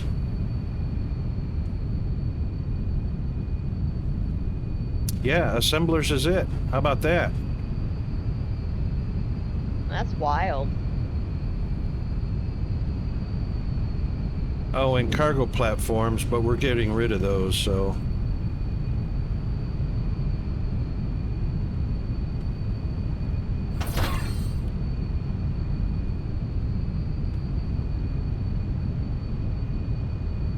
You know, and I shouldn't have mentioned that, because as soon as somebody mentions something like that, the developers go, oh, we gotta change that. You know. As developers do.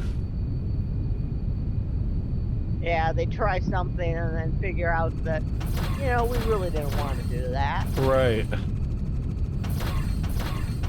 Yeah, let us know what you discover when you disable the mods. Because I think that might be a mod related. It very easily could be. Like I said, those are the 3 mods I have, and if you look at them, you go, they have nothing to do with the pit kiln, but who knows what. That's right, they don't have to. That's right. For whatever reason, there's something in code that causes the glitch. Yeah.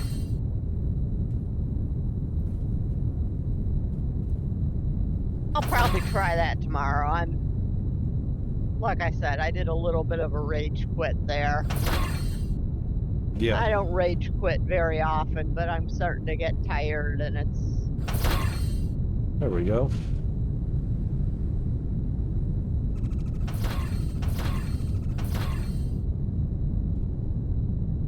Okay, now that that's done, and we also discovered that we don't need the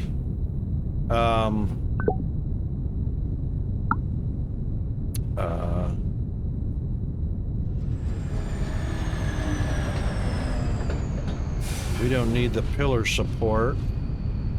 Boy, there's a bunch of these bots I didn't do for some reason. There's cleaning bot. We're gonna do this one.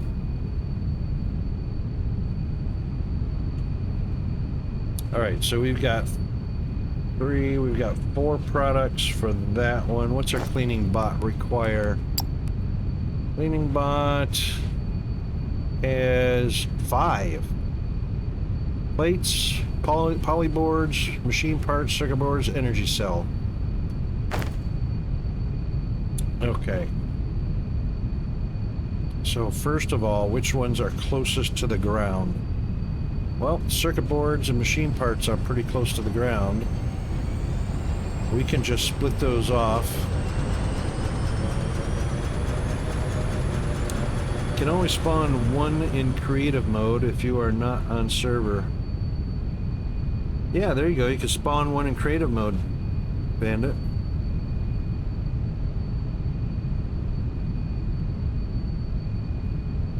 Oh, hold on a second. Be right back.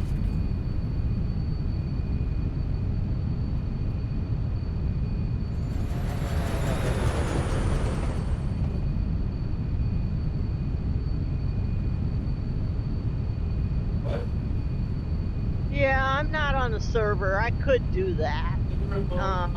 And if push comes to shove and disabling the mods doesn't solve it, and I try the other different types of,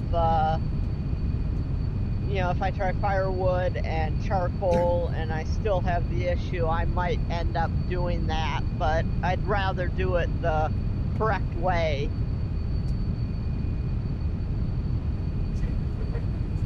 Like I said, I know there are people who have them and are running the latest version, and I know some are running mods too with the latest version and have them.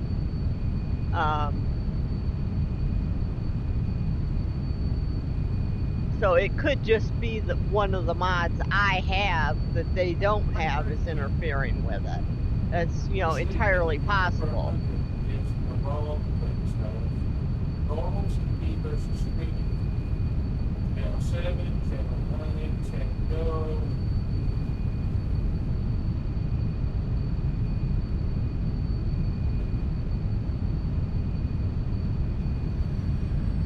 Where? Bring it here. I did it already. Look.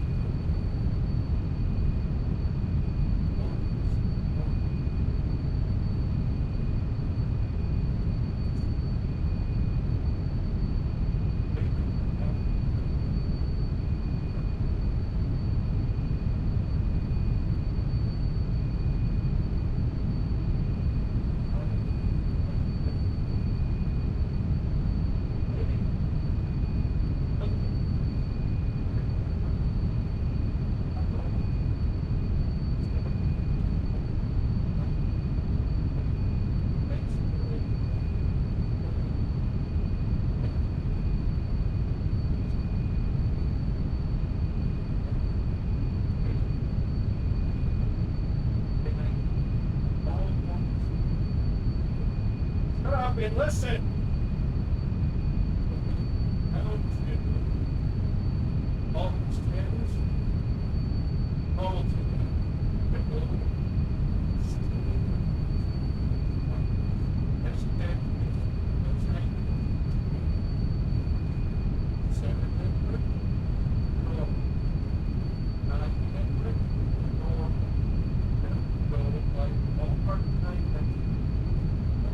I'm streaming right now. Shut up, stop doing that. Listen.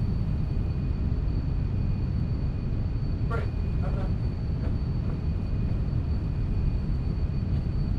Stop moving. Listen. Stop the TV. Stop not on TV. Or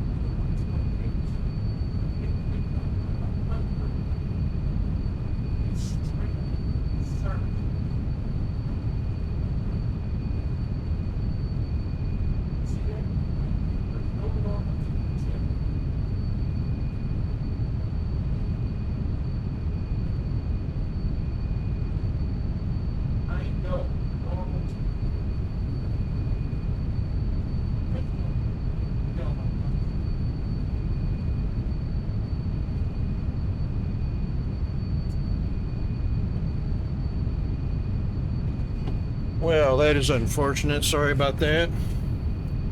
Sorry you guys had to hear that.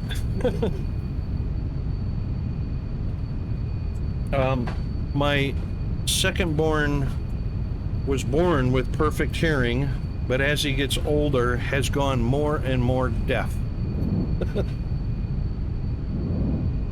Okay, so, right, all right, so this is a 5 product, so that means we're gonna get, how many,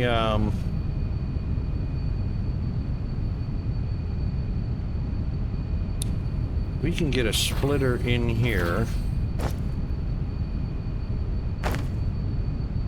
Oh my God, and now we have a break coming up. Oops, wrong level. So we'll put one there, which will obviously bring one down.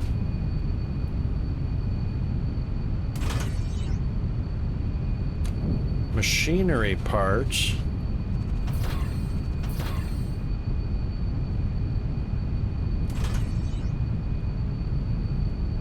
They can come down on a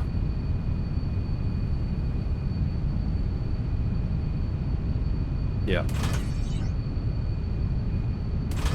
Okay, so that's 2 on that side. The other 3 are going to be, what was this, cleaning bot, circuit boards, machinery parts, plates are actually next. Yep, so plates.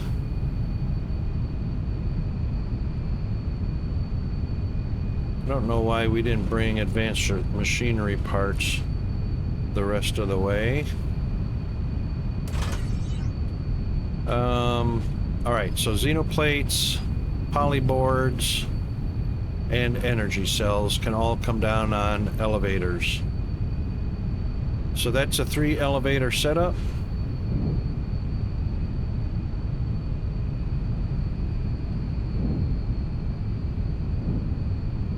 For some reason I pulled them all on the right side, but that's okay. Oh, here's the left side.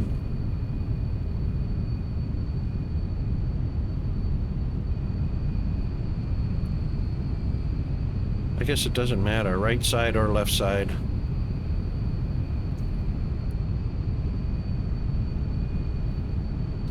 Let's do this. I'm not going to copy and paste because the elevators are going to be at the wrong height anyway because of the product that they need.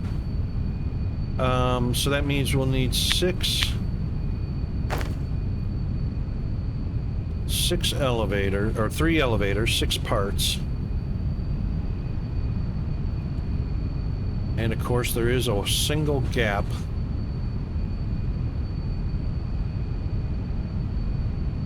Yeah. There's a single gap.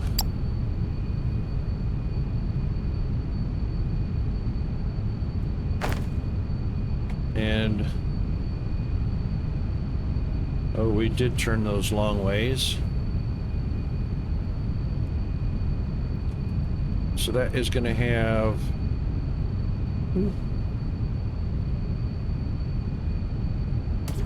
a space of 2 and a space of 1. Perfect. And then we'll bring the highest product in first. So that'll be energy cells.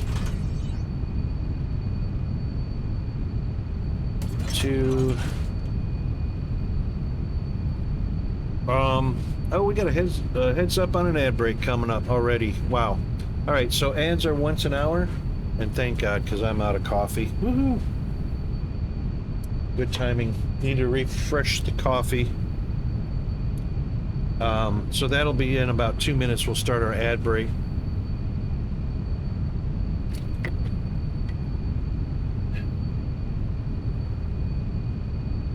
All right.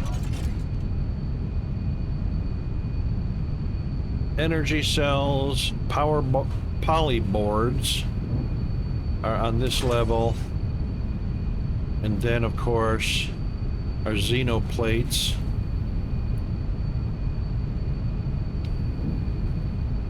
Are on this level. Perfect.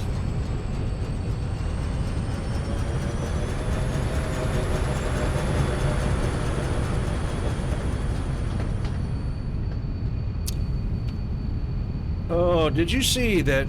You know, I just saw it here in Australia, but did you see the ad for the new Coke with 0 sugar and 0 caffeine? No. Yeah, we've got 0 Coke. I don't watch TV, so I don't see All right. ads.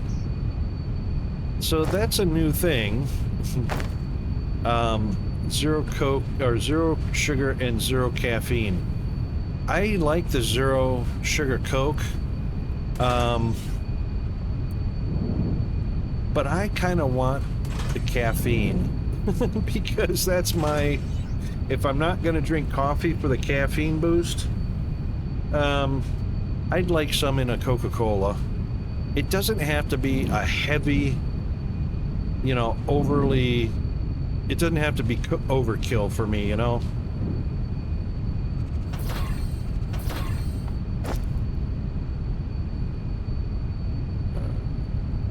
Uh-oh. I don't need to use 4. Don't need to use 4s. I can use 3s on the splitters.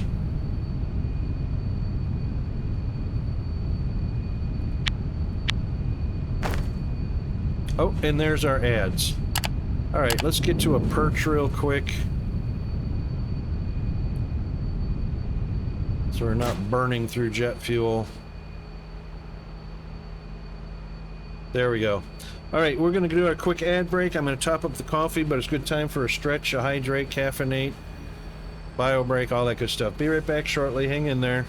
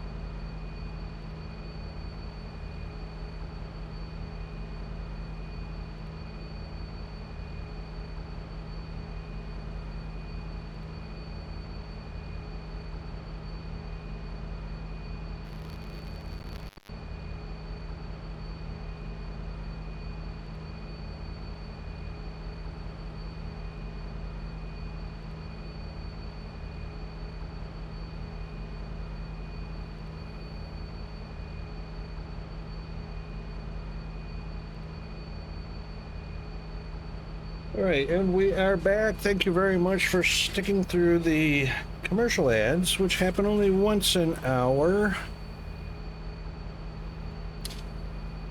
Okay. Welcome back. Thank you very much. Muted. Thank you, thank you, thank you. All right, so did we get, Yep, there we go.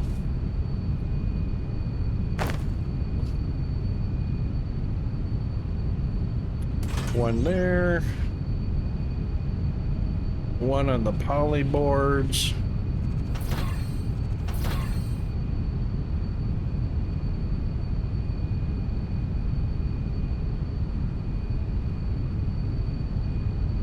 Oh, come on, sneaky little bugger. There we go. And then one on the Xeno plates. Thank you, Mr. Hunter.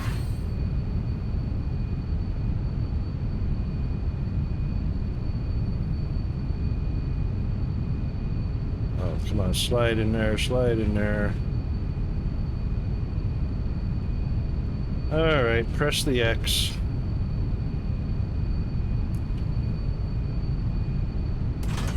Bada bing, bada boom. All right.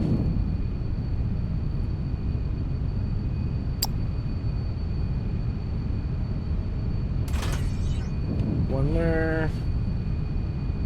One there.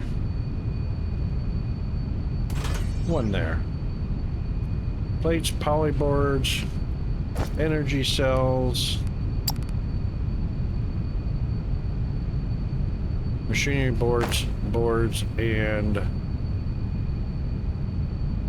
or circuit boards and machinery parts. There we go. Now,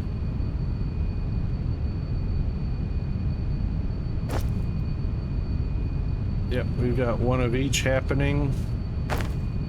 So these would be outputs. Put an output there. Too bad we can't change size in the radial menu. That would be pretty sweet. One there. And a 3-lane output right there. Perfect.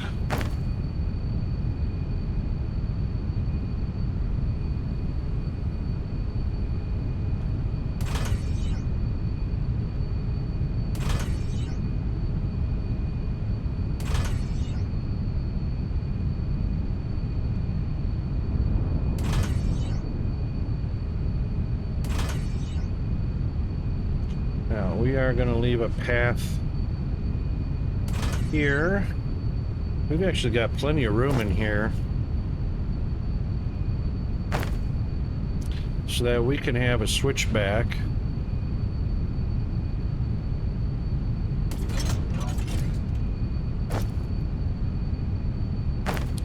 And we'll have an input here and an output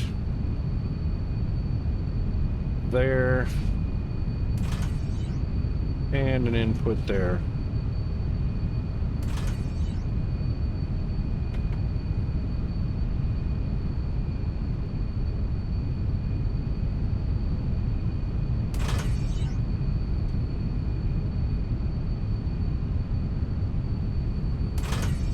There we go.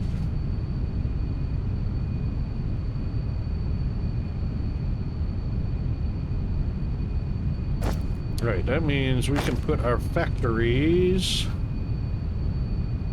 actually right up close here.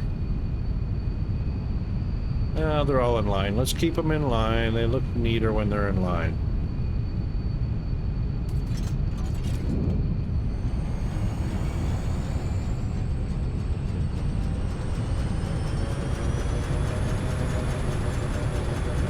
Oh.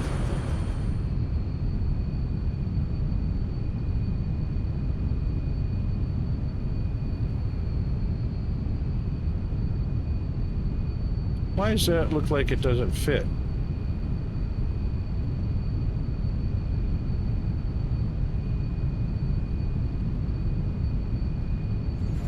Oh, right. Okay. Shift because of a shift. Single, double. There is, on the elevator, one lane empty between it and the machine. Yep, and that's where the loaders go. Okay.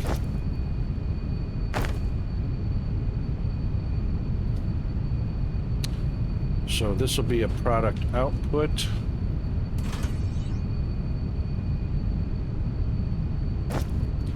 This will be a product input.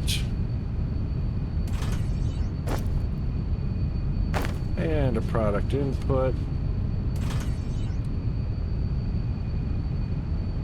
Input.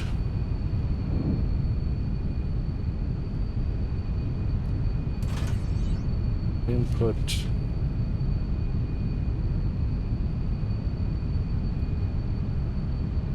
Input.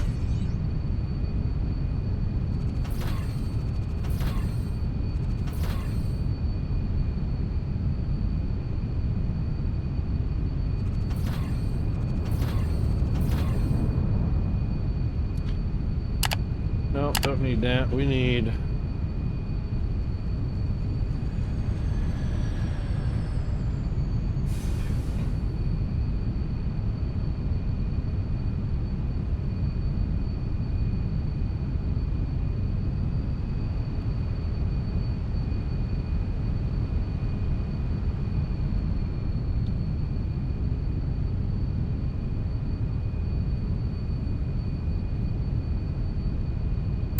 that's a copy. I hope that copied recipes. I forgot to double check.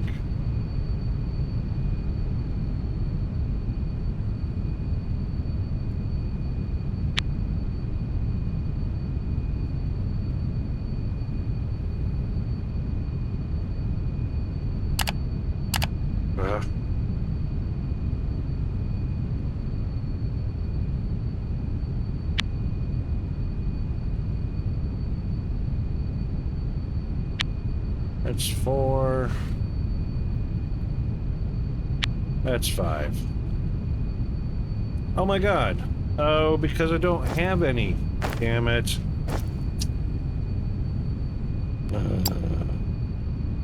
Silly rocket. What do I have? 11. 11 of the normal. 10.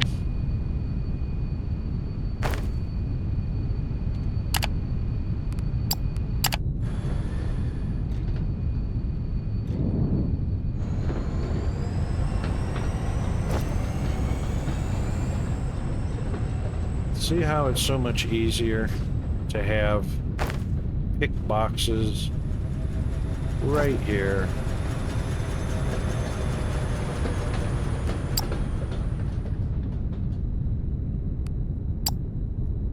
Three stacks of plate, 3 stacks of rod, 3 stacks of steel.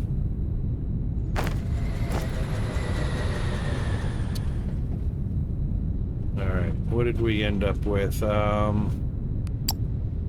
We ended up with 11 singles, 10 doubles, 4, 5 triples. So we'll do 5, 10, 15, 20, 25, 30.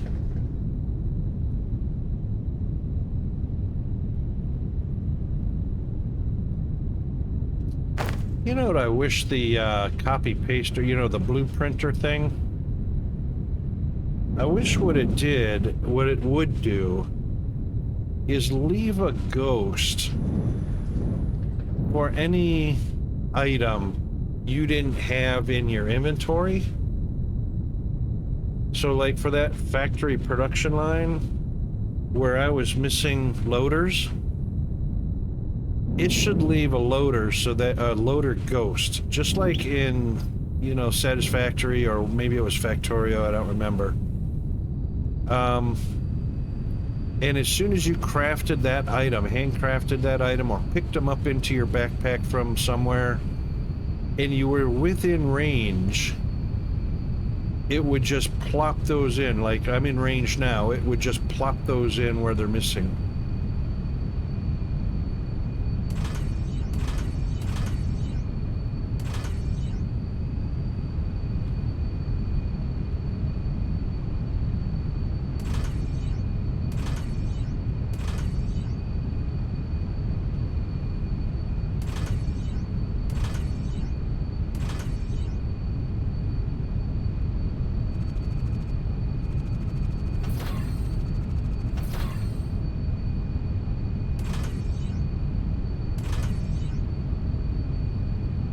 Yes.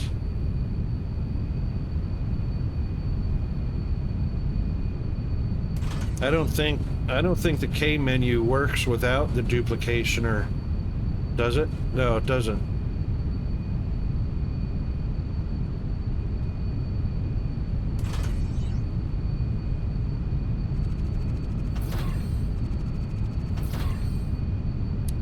Oops, that one was in the right spot.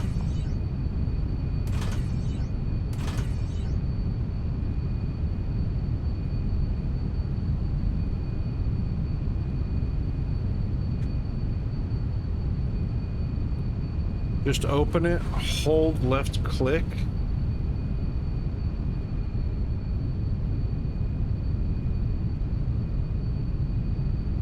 Open it, hold left click.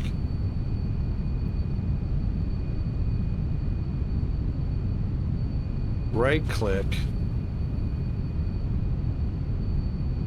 And click place once you have the missing things. Ah. Oh, all that did was bring up a new...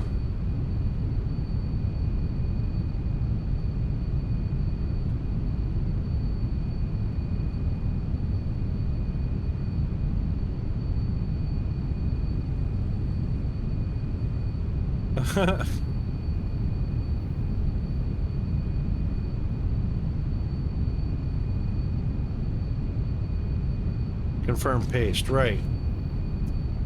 But it doesn't let you do it over top of the missing parts.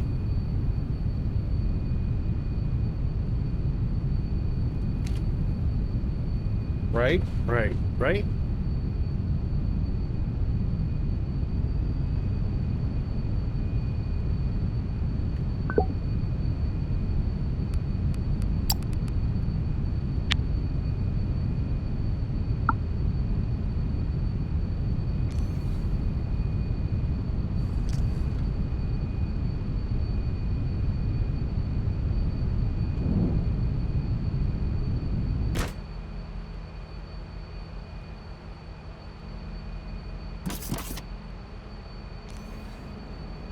Oh, you can't control copy anymore.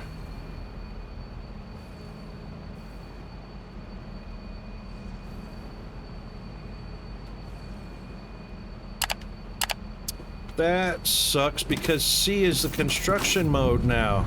You know how we used to be able to copy the recipe from one machine to another?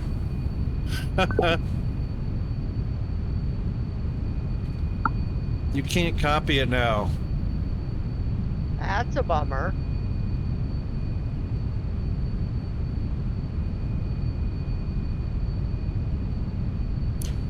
Normal copy pasting is always Control C or Control V.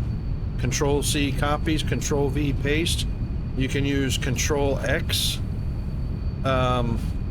which is copy and delete at the same time. Shift anything just makes it an uppercase letter.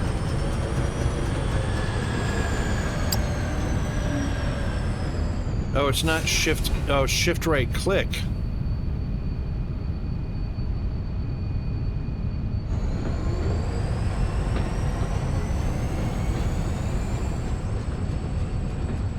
Hold on. I can't see it because of my shift copy. Shift right, shift right copy, shift left. Hunter, you're right on.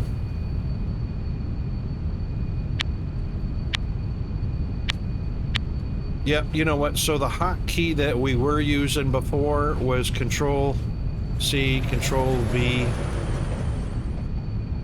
There we go.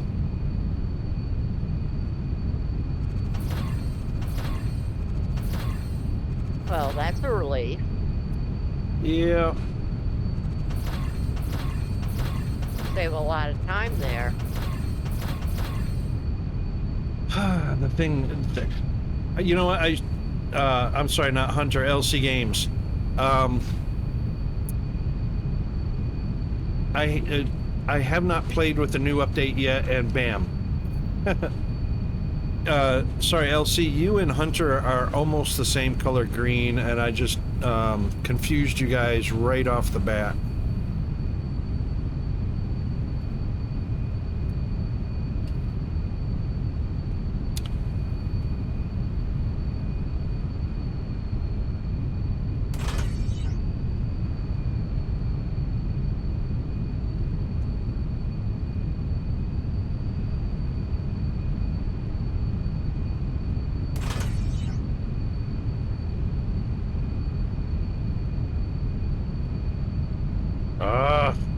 Hate that.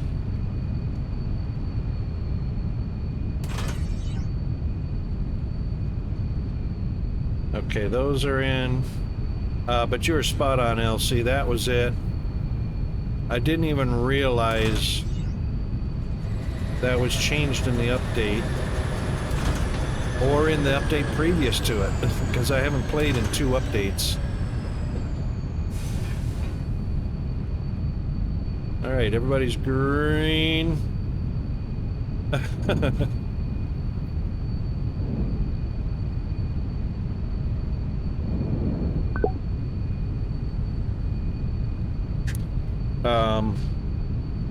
Oh, you must be married, Elsie.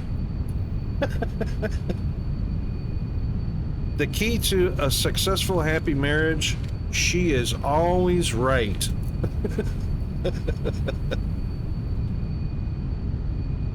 As a male, it doesn't matter how right you are, she is always right. That's the key right there. Isn't that right, Bandit? Definitely.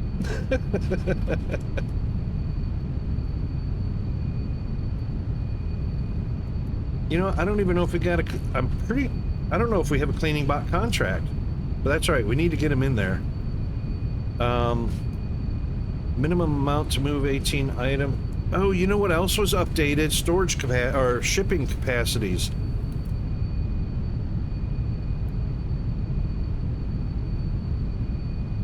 I forgot to take a look at the new changes, the cargo holds and shipping capacities.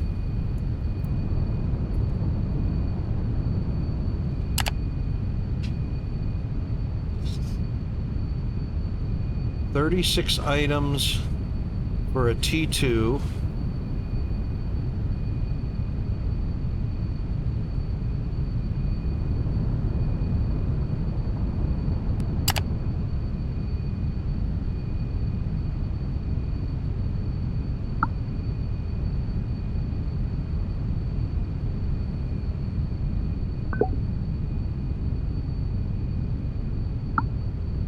That's right, we can't look in the cargo ships. I mean, the ships don't give us... We're just assuming that they're loading 36 on there.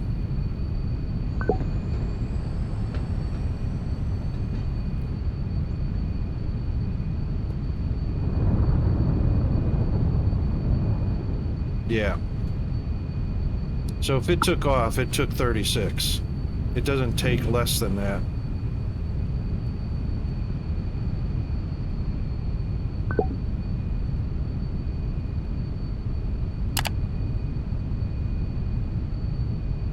Last night I got so involved in what I was doing that it was after 11:30 before I realized it and got off to bed. Oh no, really? And I was awake because my body is just grooved that way by 3:30. Wow. But did you... I don't know if there is something waking me up at that time, and I have so much trouble getting back to sleep that I don't get back to sleep. I just give up and get up, or if it's just... I reckon there's some sort of noise that's triggering, or that's happening the same time every night, which has caused your body clock to record that event. And even if the noise does not occur, that wakes you up, your body clock's now compensated for it.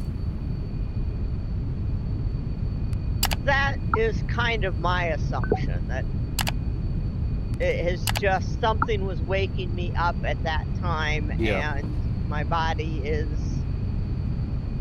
not readjusting. Yeah.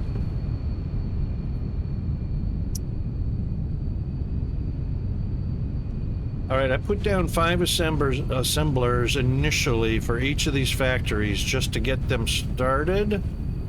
And then, of course, I can just copy and double those out to 10 each. And so far, there hasn't been a single bot contract that I've created where I've needed more than 10 assemblers. Green assemblers. I haven't needed more than 10 green assemblers to satisfy every contract. So once we have contracts beyond the capabilities, then I can just double 10 out to 20.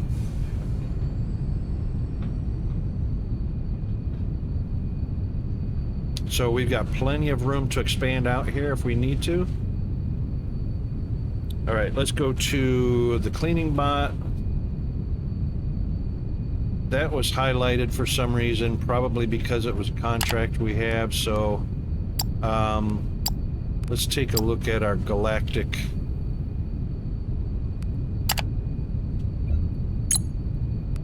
Oh, we got lab stuff. All right, level 5 we're working up to. Level 4 on that one. And cleaning bot, brand spanking new. All right, so we'll product quality first, and then we'll start working up to. Actually, I should have put those on efficiency first, and built that up to 10. I can't take that back. All right, working up to 30 on that. Okay.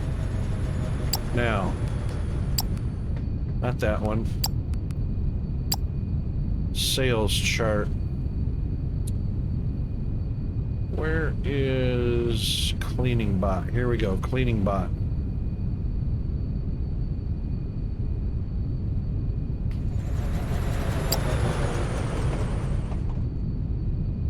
Okay, we've got a total demand of 576.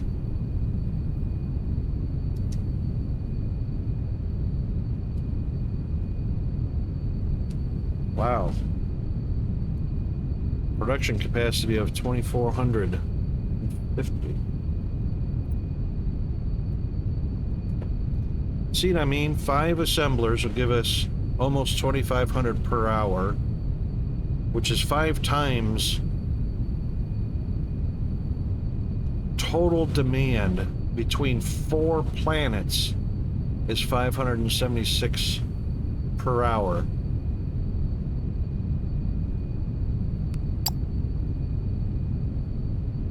So 96, 96, 1. So Voronir, we should probably set that one up because that's the highest demand, 240. Voronir is open for business.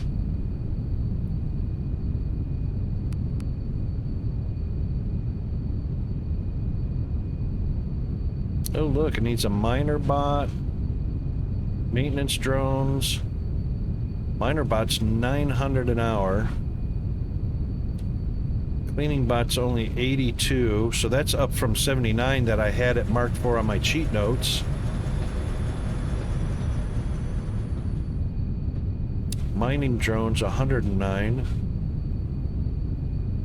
And these are the actual robots themselves. That's why we need to get there. That's a robot also. Robots pay a lot more than bots do.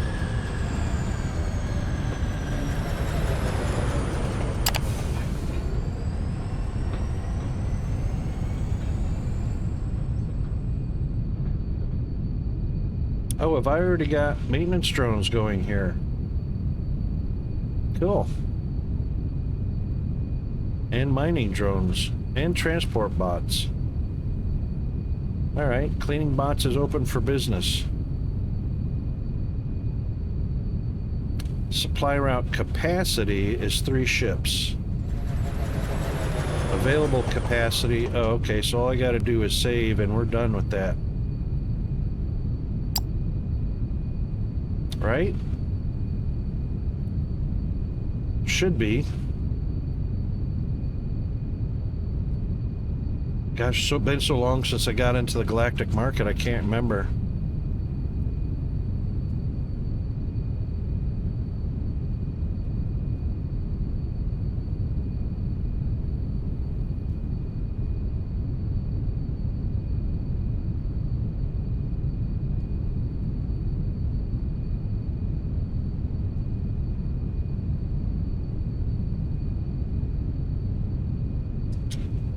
Yeah, 2 small cargo ships and a medium. Do I need to add a ship? I can't remember now. LC, what's your recollection? You need a cargo ship per product, or will cargo ships rotate from the space station out to the planet depending on availability?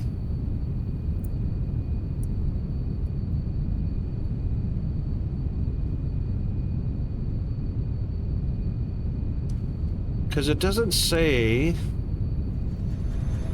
what these ships are carrying.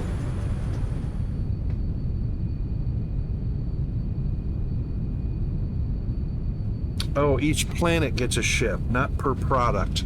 So, right, multiple products can go to a planet. So I do need to add a ship. Right, okay, now it's coming back to me.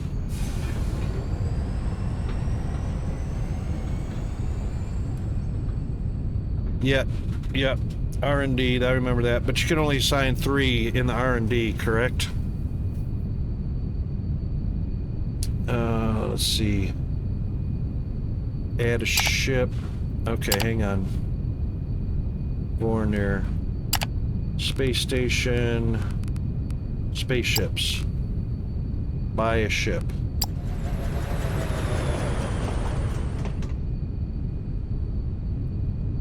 Well, it's only moving 255. I can't know. What was the cargo capacity?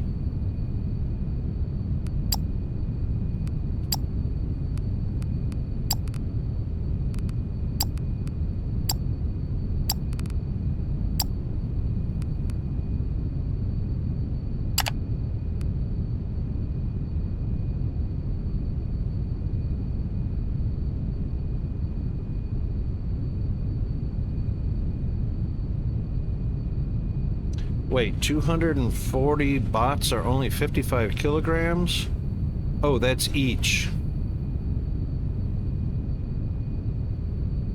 That's each, right. Only through is kind of stink, yeah. Alright, so 240 times 55 kilograms.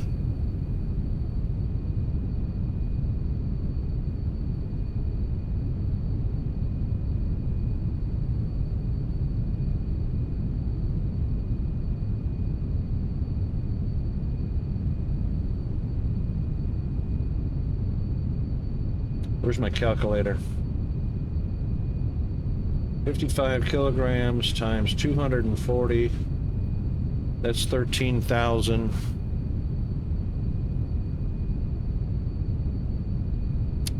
Top of the, oh.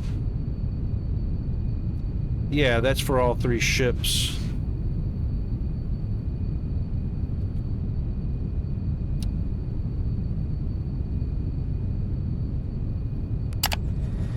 Hold on.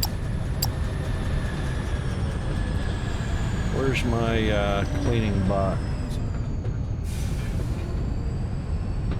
This ship can hold 2,000, but that doesn't mean that the supply route ship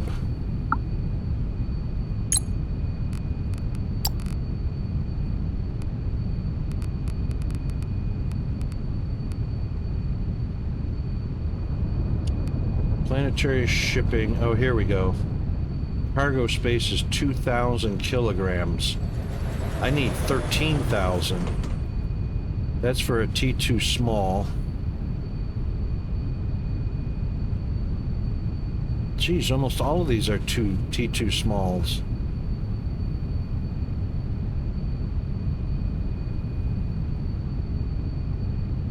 Medium is 5,000, so a T2 is probably 10,000.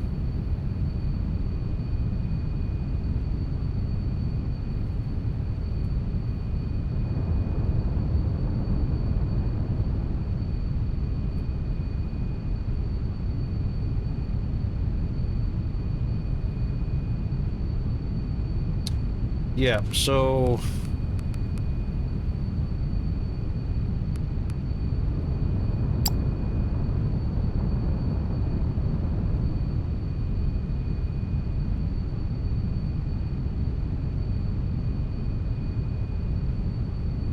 Yeah, so a T2 medium is 10,000. So if I'm sending 240 an hour in a medium T2 can only hold 10,000, that means it's going to take 2 trips in an hour to complete that demand of 240.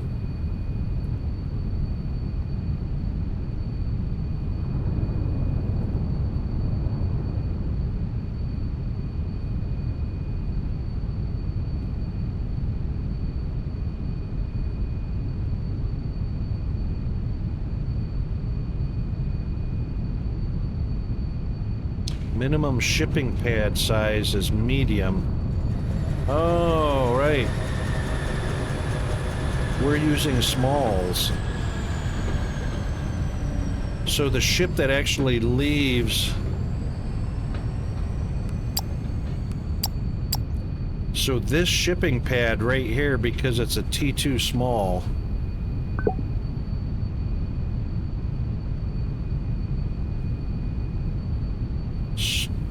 That's storage capacity.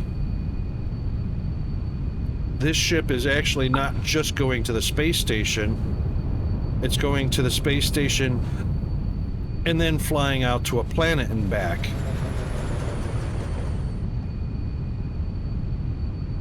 God, I forgot how all this works. That's really annoying.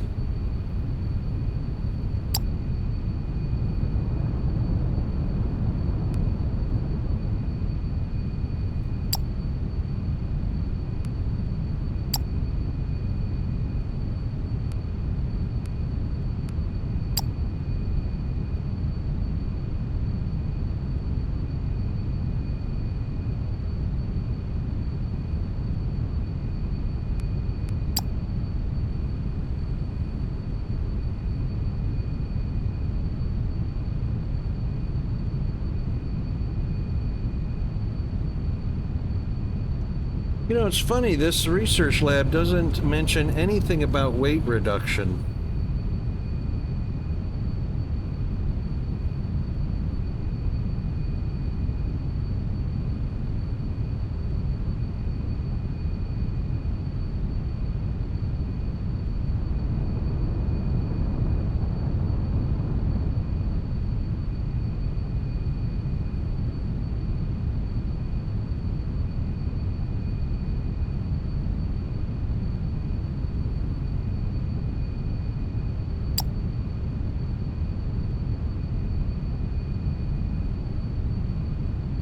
Well, that's not necessarily... Oh, well, yeah, this is the... Yeah.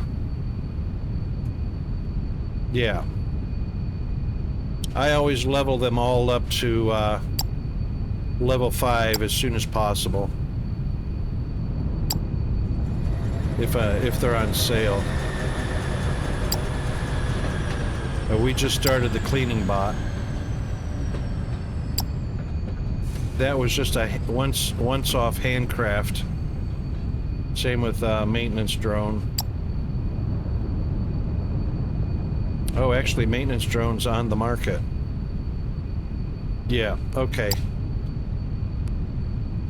Right, so... Spaceship market.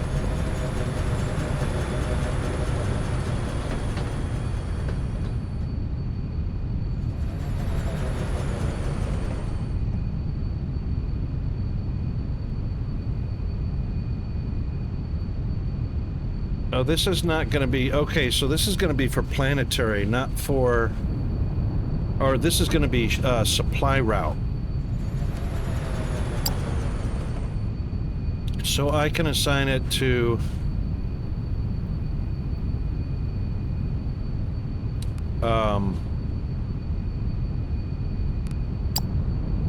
This is going to be assigned to a supply route, so I don't have to worry about shipping pad.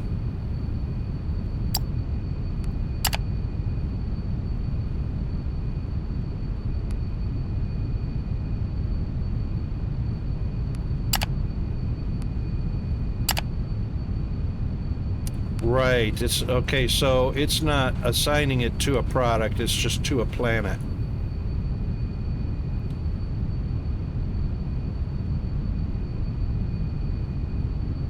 So I've got 4 ships assigned to this planet. Hey, Tug!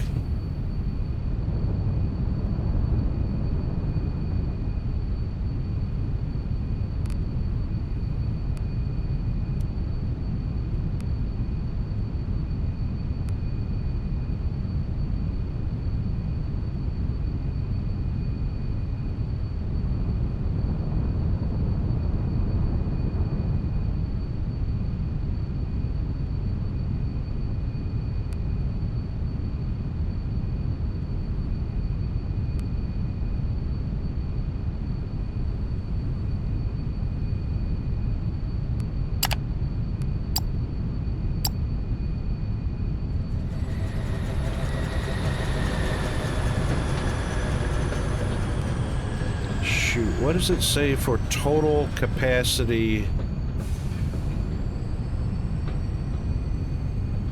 volume? That's the wrong one. Market share per industry. There we go. It doesn't say, doesn't mention weight. Where's weight at?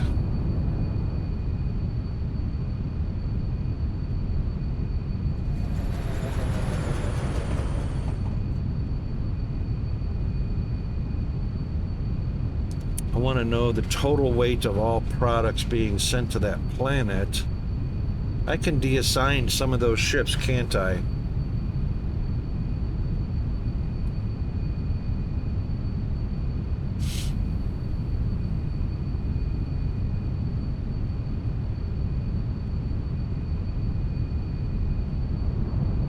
All it's telling me is about Fermalite. It's not telling me about the weight of the products.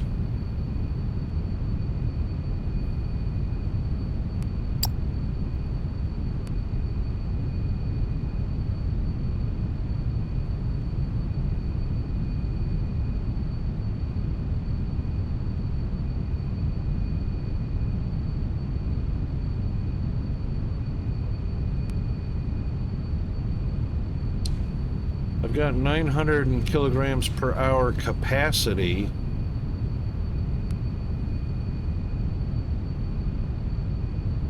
One, two, three, four. 144, 240, 576, 8. All right, so if I added those up,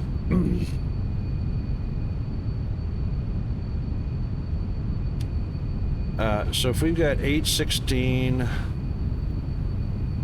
576, it probably showed me a total somewhere. 240, 144.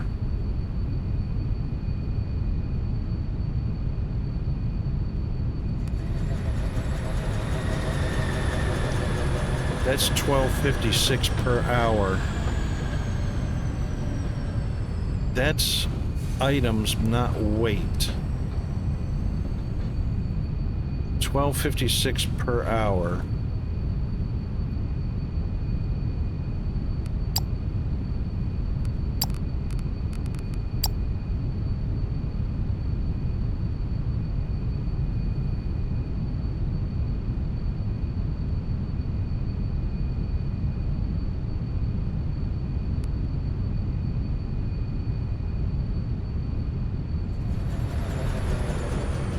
This is by item, not by planet.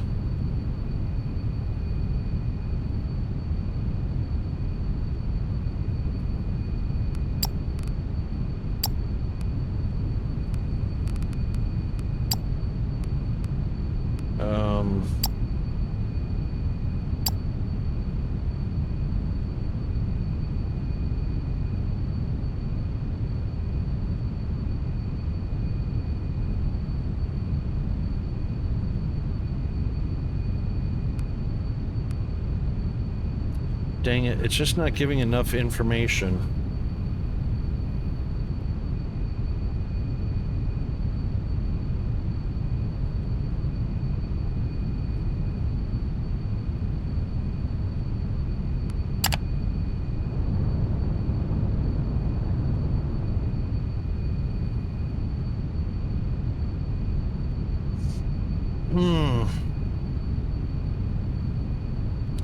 This is weight per bot? It's gotta be weight per bot. What's a maintenance drone? Yeah, weight is 35 kilograms. That's per bot.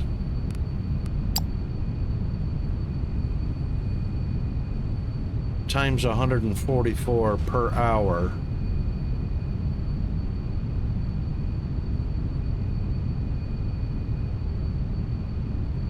Oh man, I wish we could see this readily available in a chart or something. So we've got 1, 2, 3, 4 bots.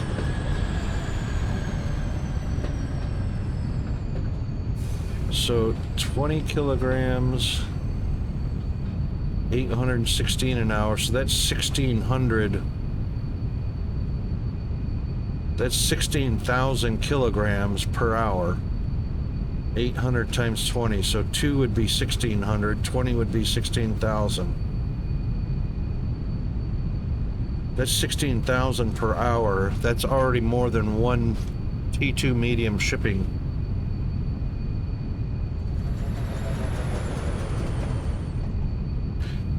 So I guess if you assign more than one ship, then it would meet the demand better.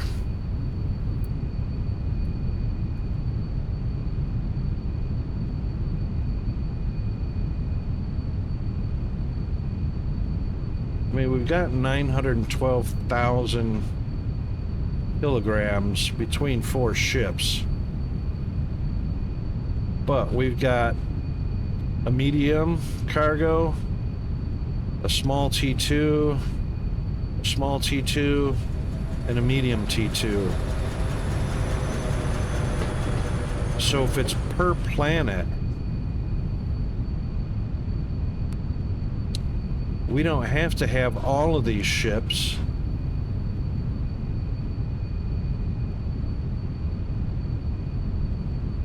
I could do a medium T2 in a medium and get rid of the smalls.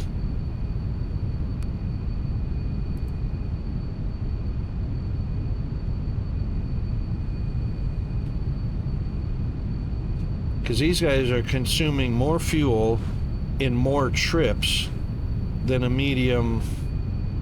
So we need to deassign that one and deassign that one. That's 720,000 kilograms.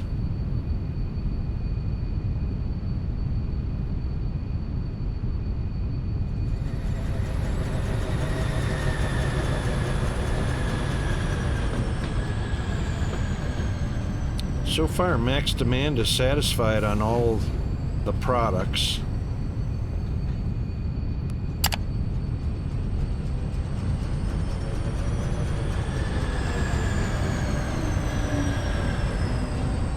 Alright, chat, you guys can help me out with my single brain cell capacity here.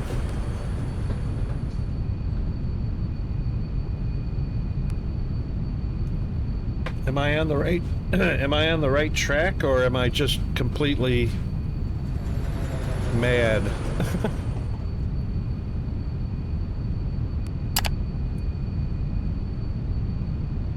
I haven't figured all that market stuff out yet.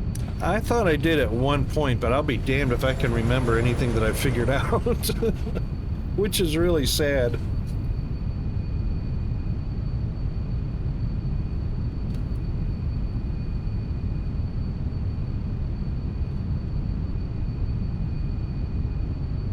Right, because if I were going to add all these up, like 240 times 48.12 plus 144 times 35 plus 576 times 42 plus 816 times 20, which is 16,000 and change.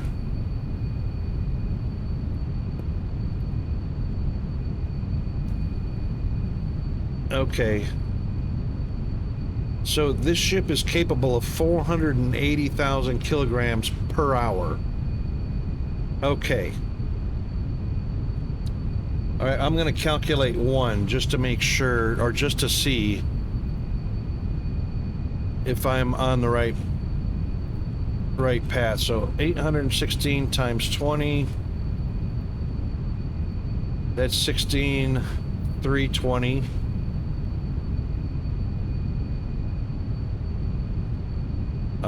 Then 576 times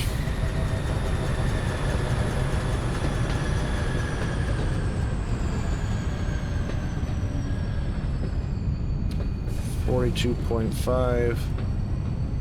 No, I did that wrong. That's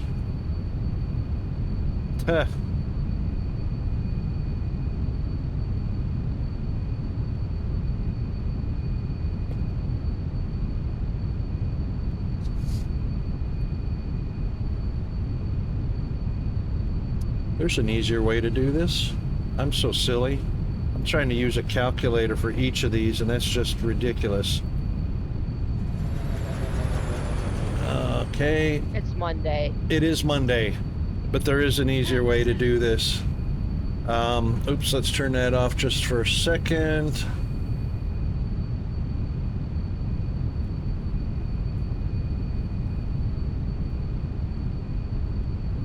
Just because of login details and passwords and such.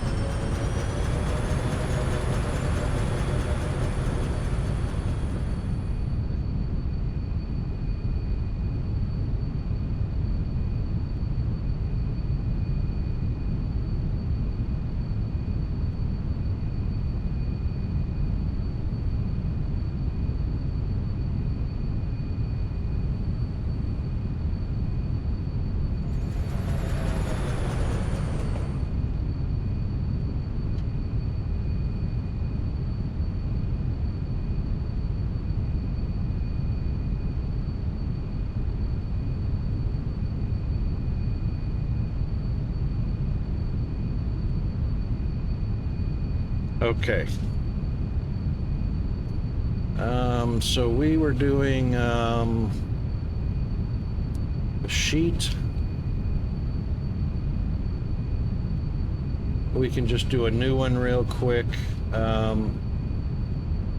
New spreadsheet. So this is the easiest way to do this. So if we have 144, hang on a second. Let's do 240. 240 times how many? 48.12. Oh, you're supposed to calculate that for me.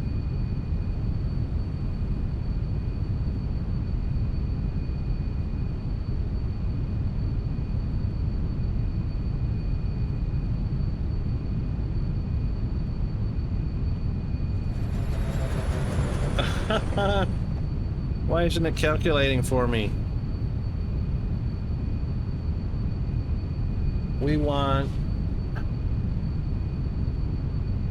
a calculate function.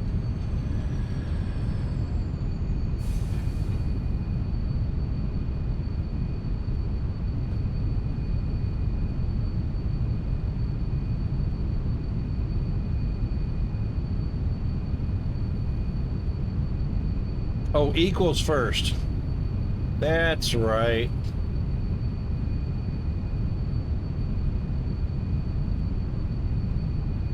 There we go.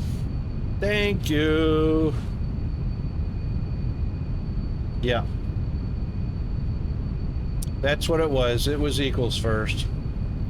All right, so we've got, next one is the maintenance bots, which is 144 of them.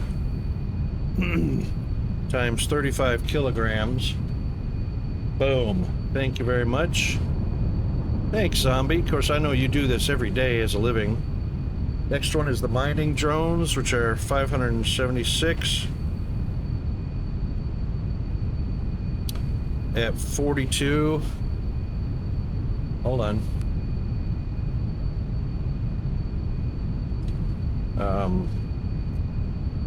576 times 42.5.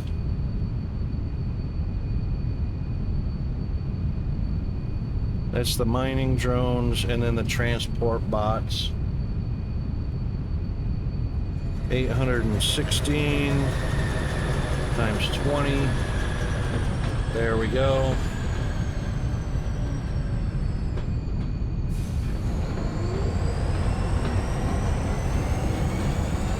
And then this one is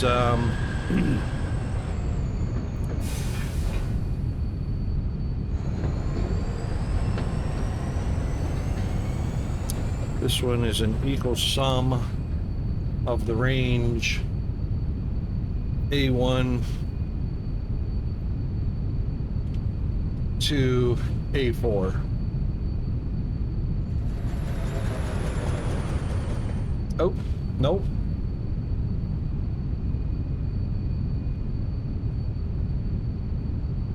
Dot, dot, dot is not the range. A1.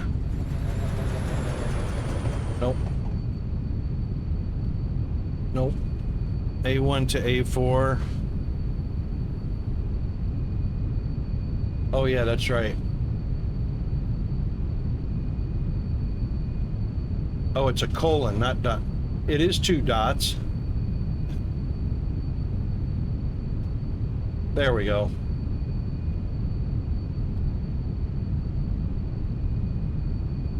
That's only 16,000 kilograms. All right, 16,000 kilograms is only one ship, which is a medium ship.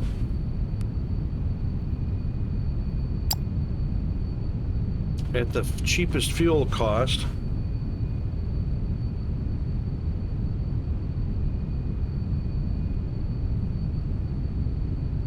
So that means that should supply all of the product on one ship.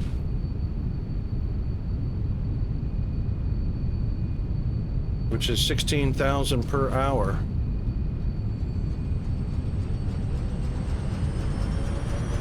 All right.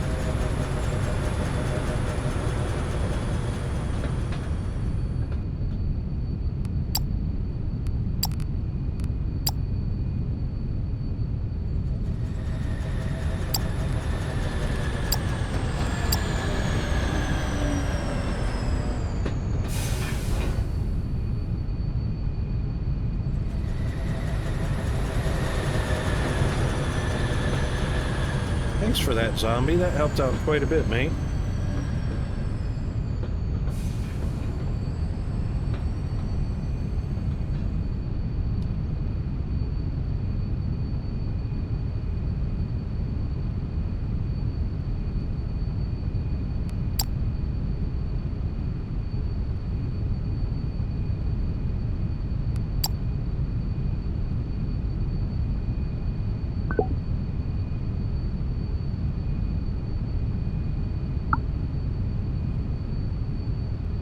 All right, something happened.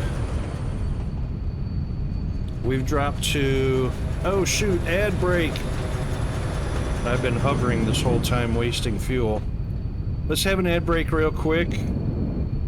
Bio break, stretch, hydrate, all that goodness, whatever you need. We'll be right back.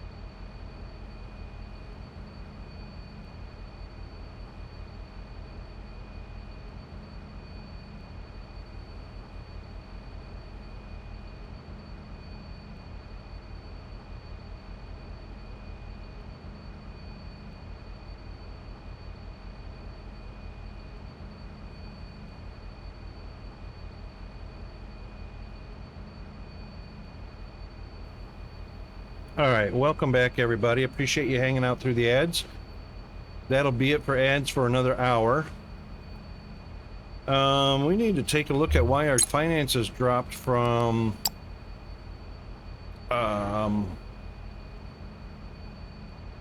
let's turn that off for a second.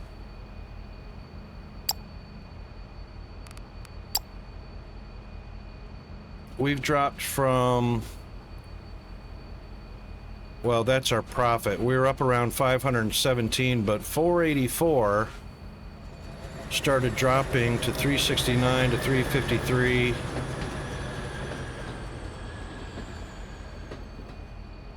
Yep. So here we're up at 517, 522, 523 actually. Started dropping off. Why? So something's not getting supplied. Let's see if it was from sales. Transport drones. 3 days ago started dropping off. Transport drones dropped quite a bit.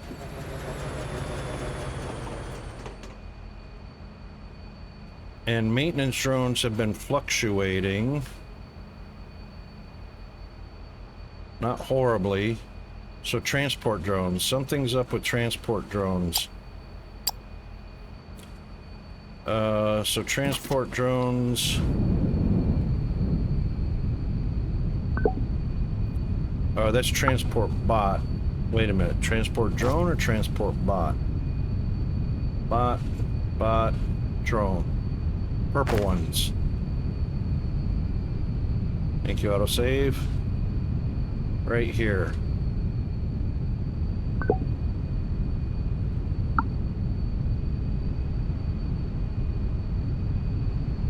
Plenty of product on the belts. Plenty of product in the... Why did those drop off? Were those transport drones inside that Vormir?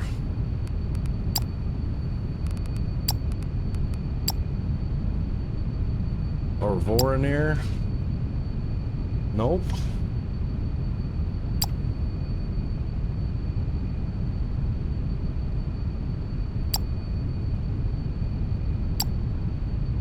There's transport drones in that one.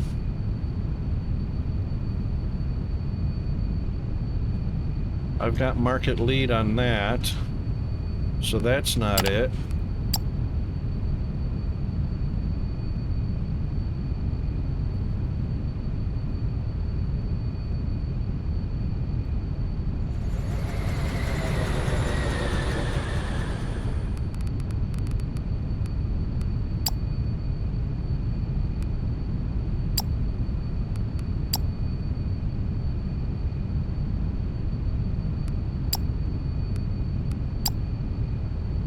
It didn't change anything. That didn't change anything. Oops.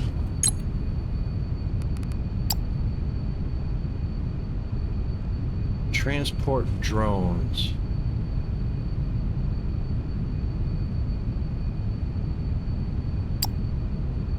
Whoa. Per planet per hour.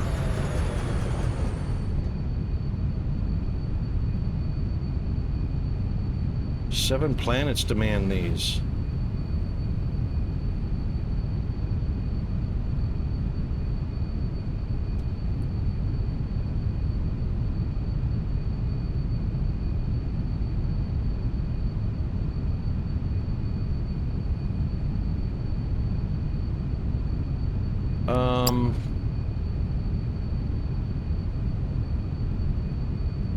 Too bad they're only showing the past hour.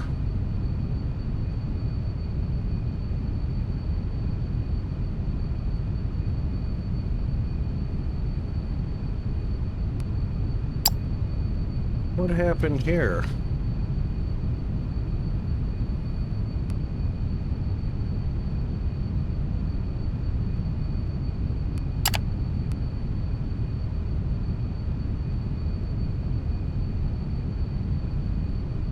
Max demand satisfied.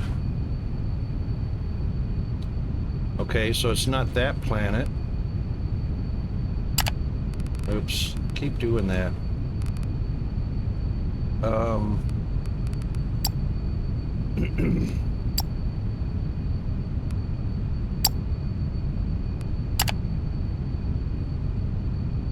Max demand satisfied. Market leader.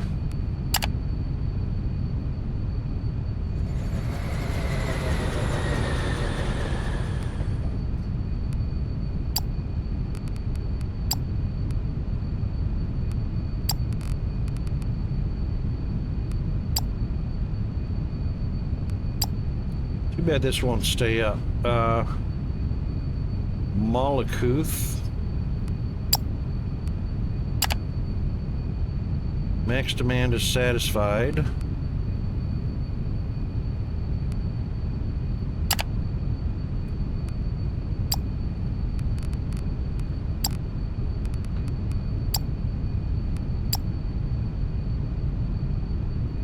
Stranorum. Max demand satisfied.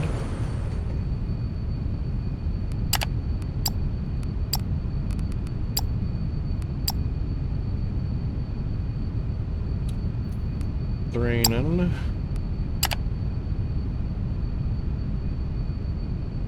Max demand satisfied. Why is this dropped down to 0 if the demand is satisfied? I don't understand that.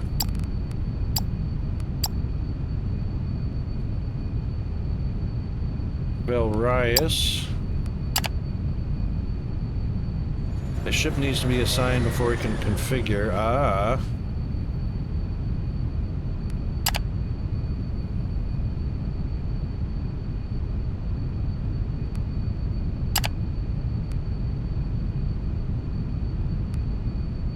Well, I think I am going to take off and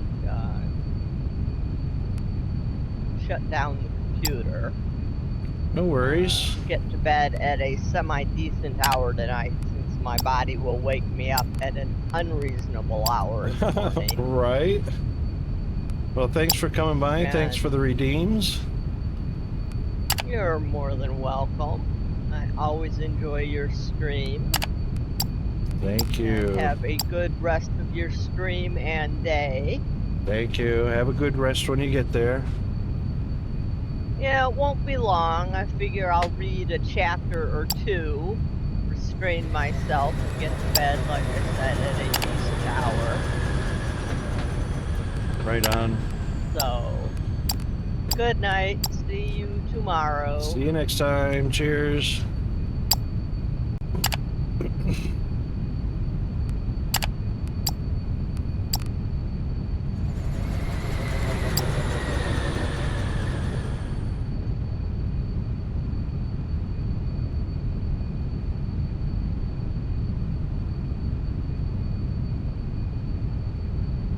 How can max demand be satisfied and yet sales of transport drones are 0?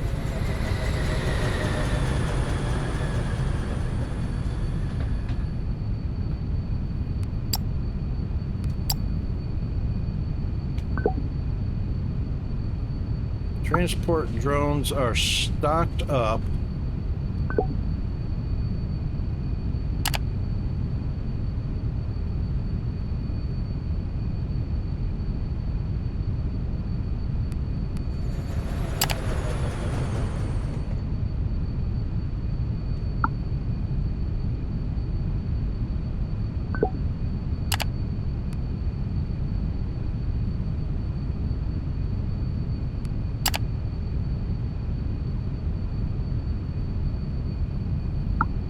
How is that possible?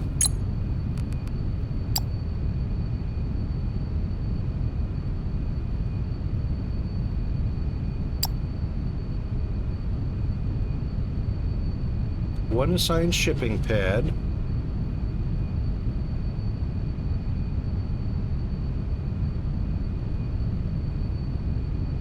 Everything's zero. I don't understand that.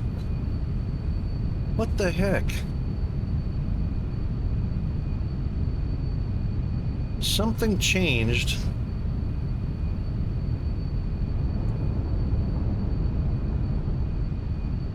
Two days ago. Or 3 days ago. 2 days ago.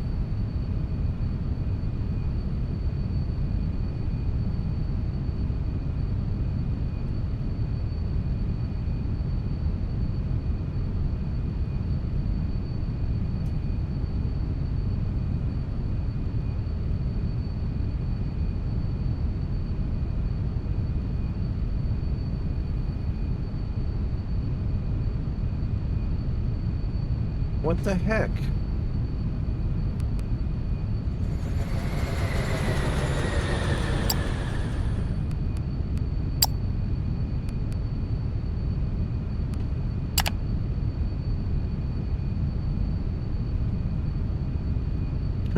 And we got 3 ships because I was thinking it was per product instead of per planet. Max demand satisfied. I've even got market share.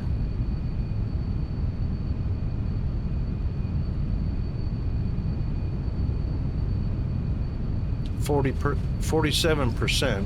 How can I be a market leader when I've only got 47 out of 53?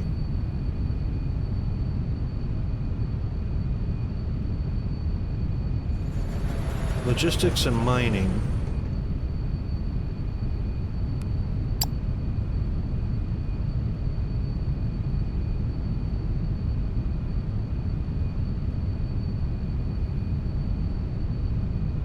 What the heck happened?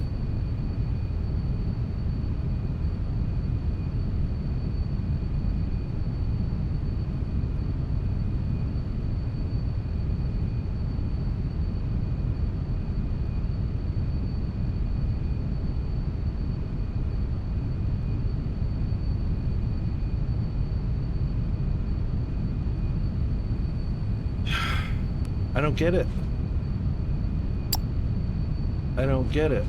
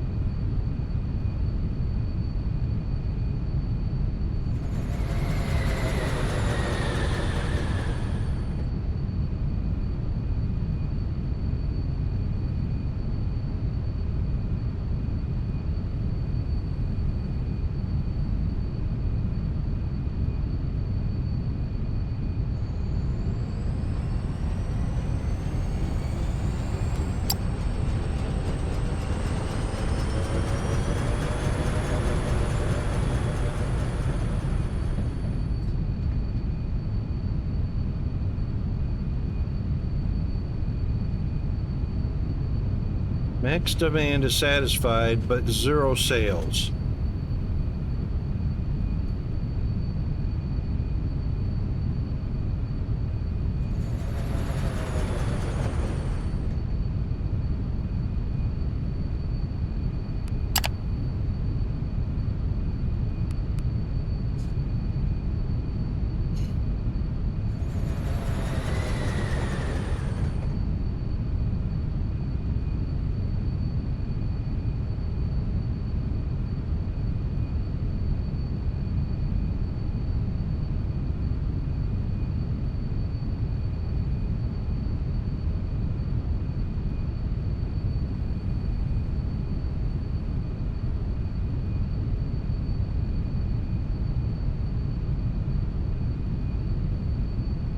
Rar. I don't even see that planet.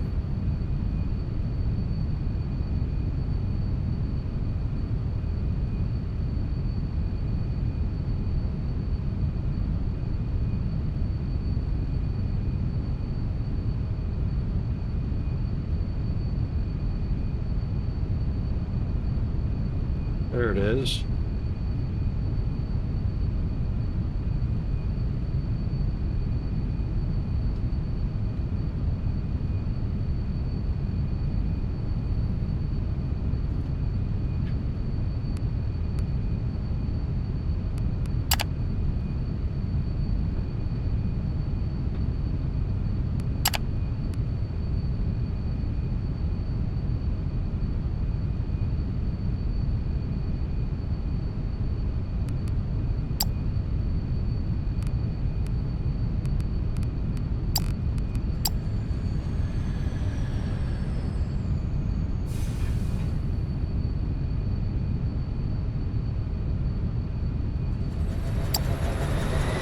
Not even doing that one.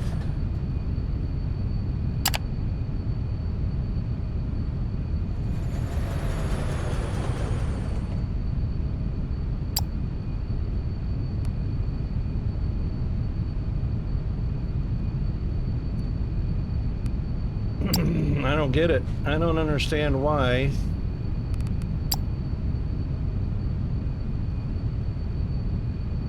I don't understand why that's dropped to 0 when the launch pad is slam full. And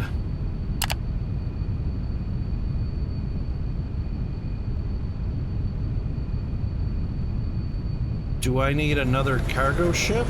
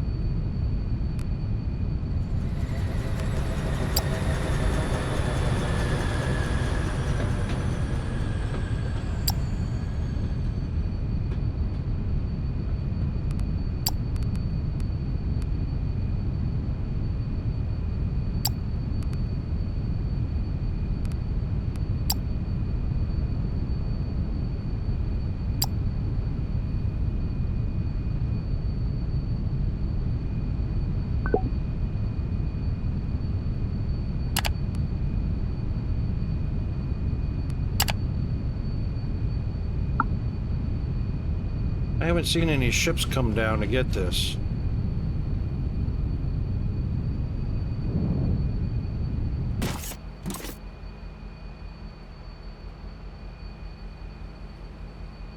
Look at that. Everybody except this one. All right, now what the heck?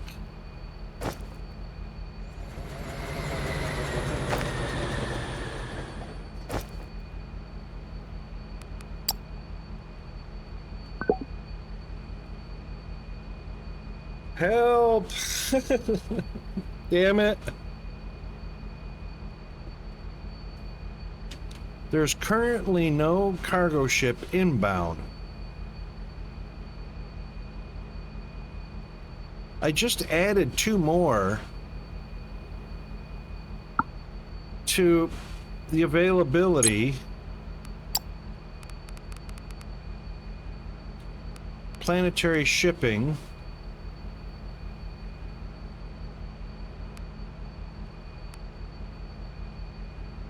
Of course, it won't tell you which shipping pad it's going to.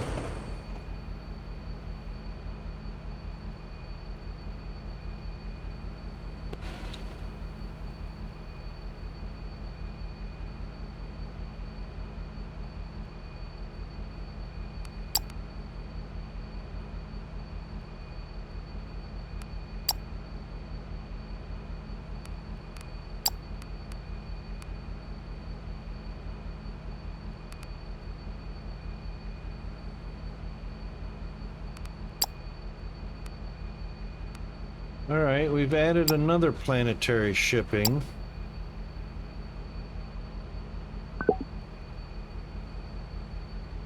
No cargo ship inbound.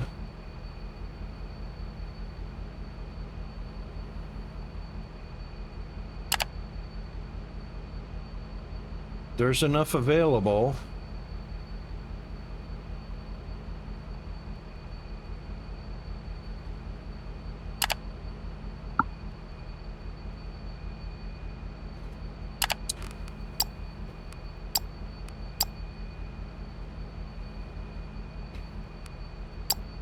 I've just added 3 T2s.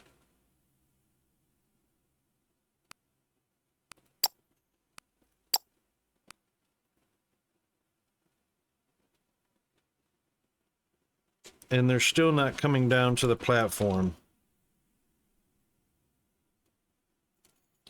Maybe something got shut off at the space station?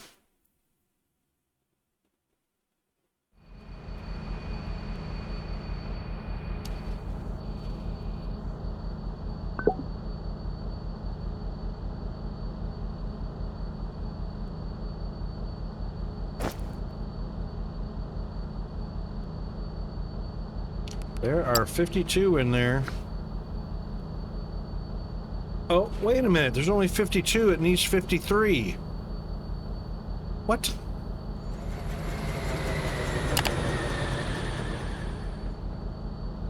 It didn't take the very last one.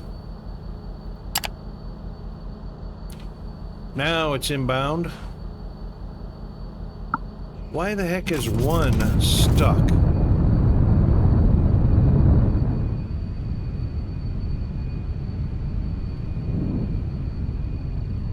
That's what it was. Let's see if this goes up to 53. So, considering something might get stuck in the port,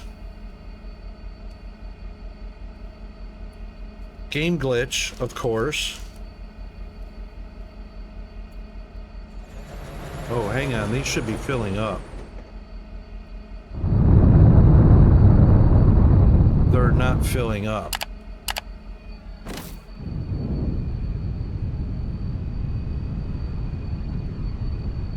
Input, output, input.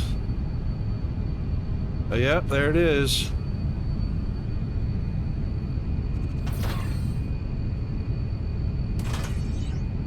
There it was, one belt in the wrong direction. And it just so happened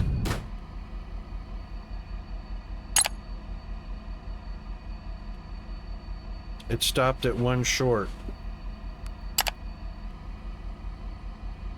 Now it's 53. Wow.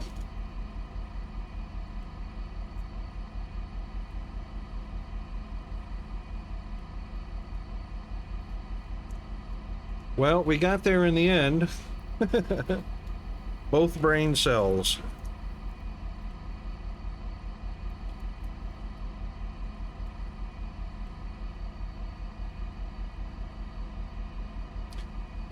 That number is flickering, 52, 53.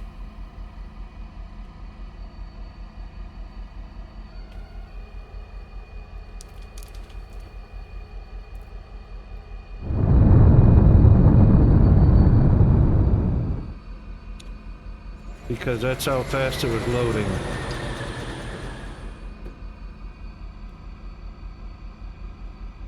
Look how fast he comes back for more. And look at our profits are going up already.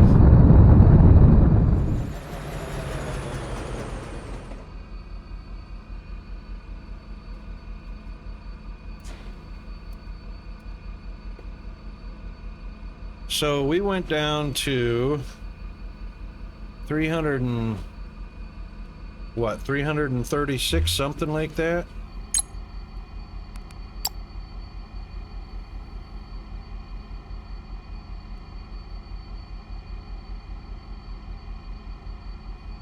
We had lost a lot of profit on that, so we were at 520 and we dropped all the way down to 366. So $160,000 dropped out of market because of one bot.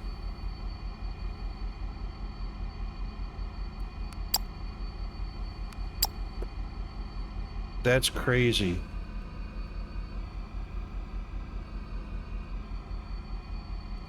Check out that space station. How cool is that?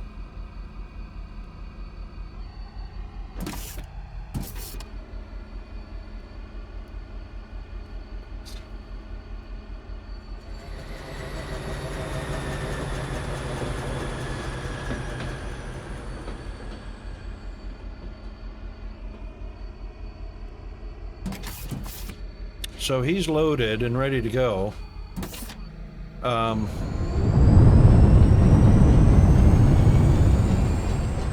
That's how quickly we've met demand on the market.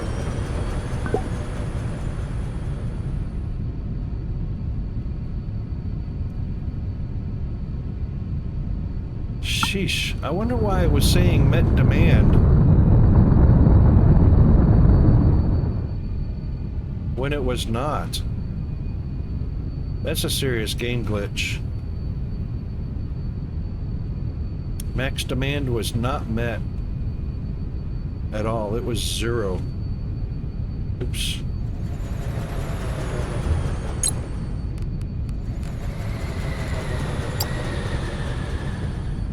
$165.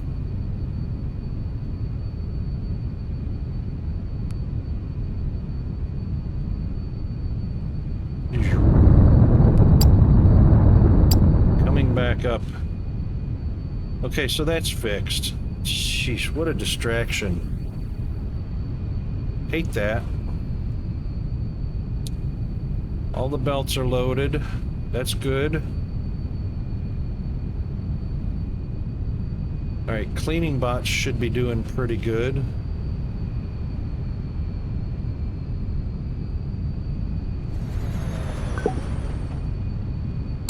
$58. Ah.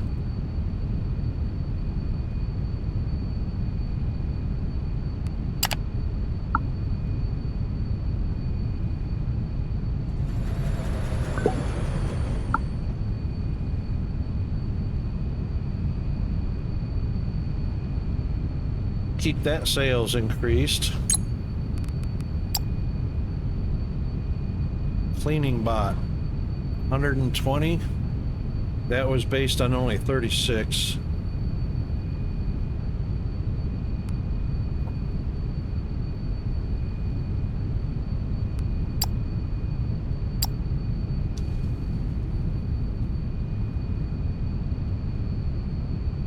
Alright, so we should have a factory on each of these shipping pads, which we do.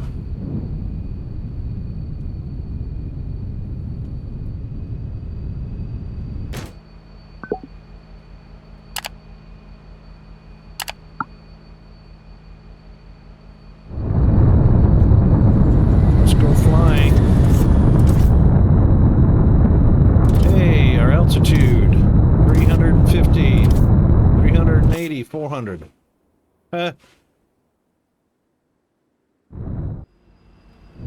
We made it to 400 meters before, even though the top altitude is like 267. Made it to 400 meters. Alright, which one is next? Planter drone. Let's pull up our notes real quick.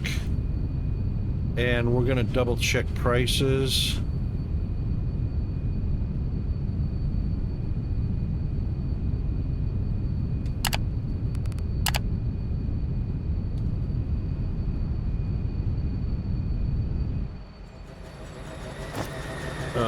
Wrong one.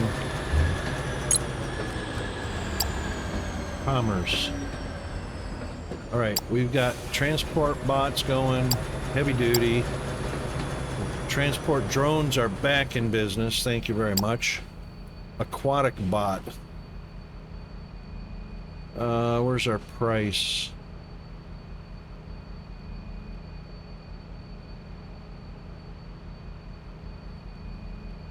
Aquatic bot says 222. Vacuum bots, yes. Sales platform. Right. We don't care about the sales platform at the moment. Cleaning bot, good. We're not doing light bots yet. So let's add light bot.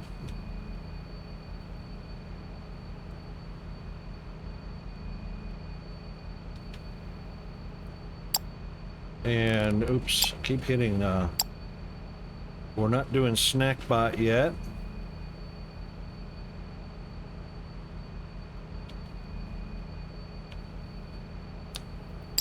Screen bot.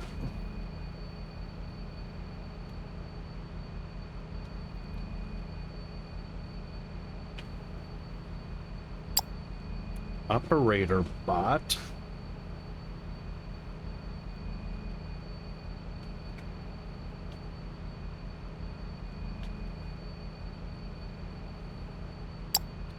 Maintenance drone we're doing. That's a robot. Mining drone, yep. Hydro mining bot. Hydro mining.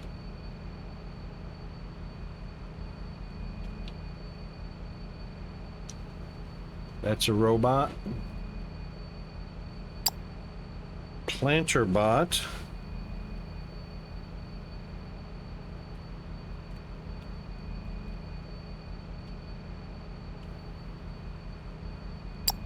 Hydro farming bot.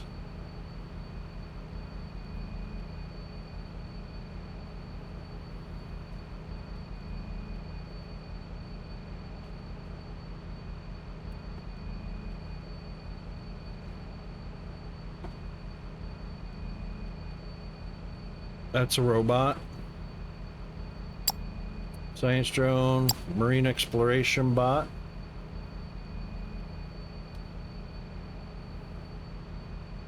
Oh, we've got hydro and mining bot. All right, we need marine explorer. Marine exploration bot. Combat drone doing. Robot. Okay. All right, so that's everybody. Now all we got to do is get some market prices for these bad boys.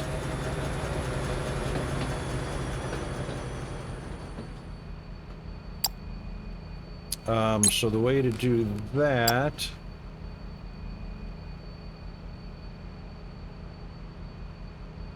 per hour, that doesn't tell us cost.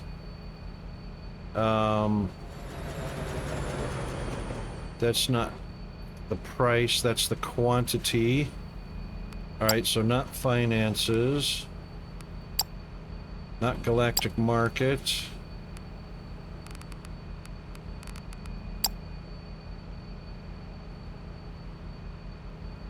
Yeah, I guess our planets tell us who's paying what.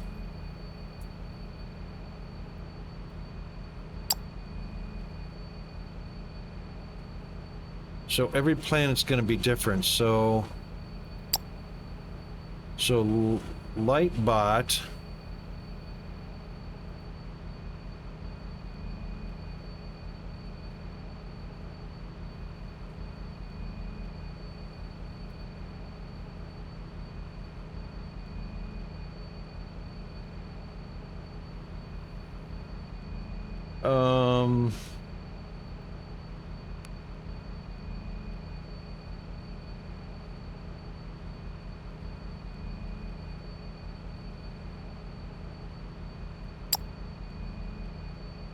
tells us per hour.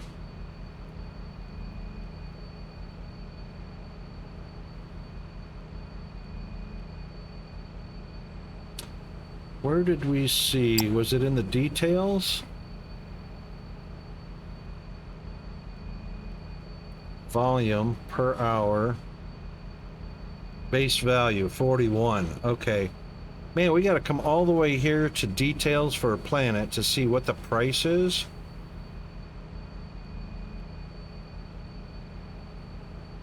There's got to be a better way.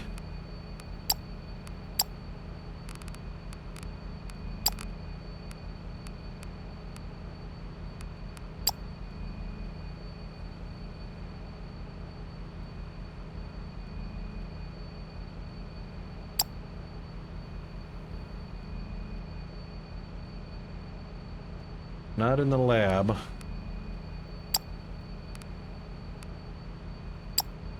Not in the galactic market. Sales platform, here we go. Sales platform, it says 28. I just saw 41. So this is not accurate.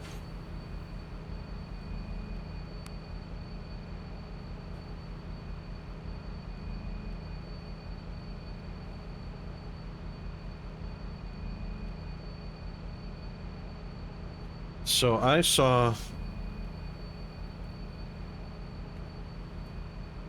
41, even though this says 28, and it said 41 is the base.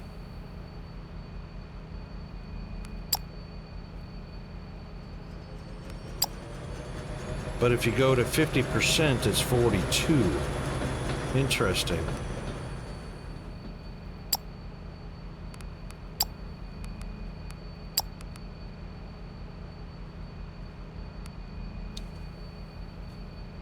So that's 28 on the sales platform is the base, 42 at 50%. That's how we find out. That's how we find out. Okay. Snack bot. Oops.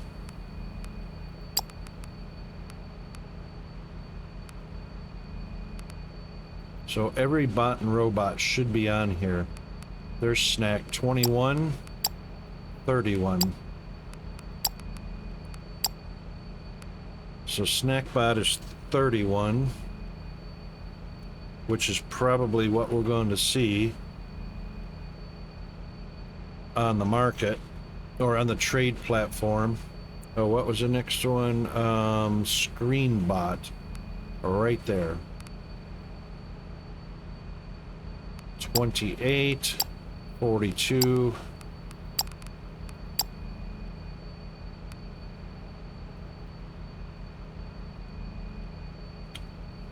So we'll put what it sells at the sales platform at maximum profit. And that should be real close to market trade.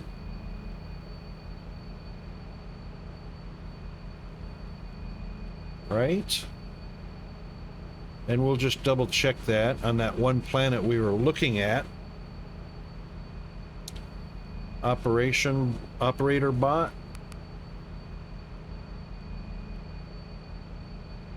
Let's take a look at aquatic bot. Aquatic hauling bot. 232. What have we got? 222. So that was very close. Okay, operator bot.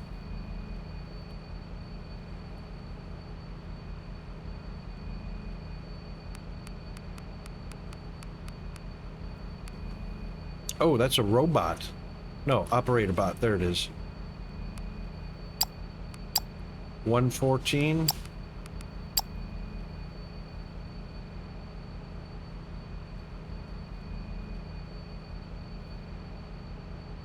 And then the marine exploration.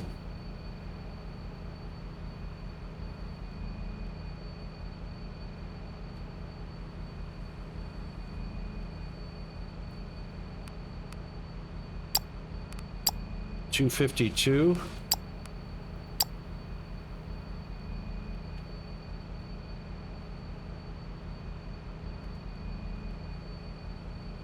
And then the planter bot.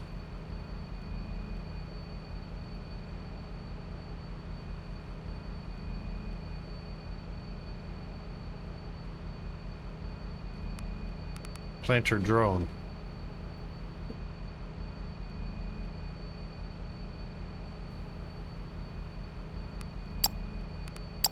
$66.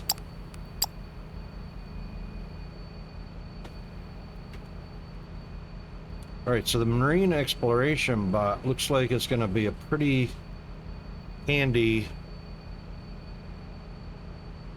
bot to sell, and aquatic hauling bot as well.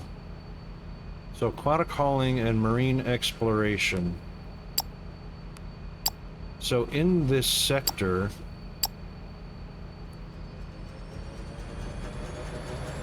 let's aquatic and marine, those are the highest selling.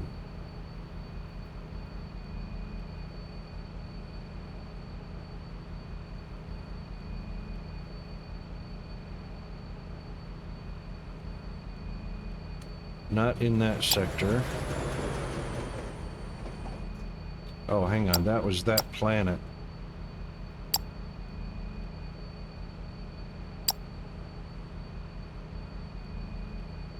None in there.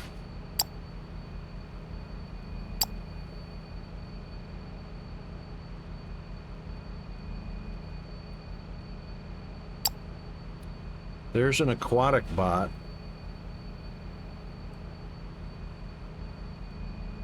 But it doesn't have a marine. Oh, look at the caps lock on these bad boys. I wonder what's up with that.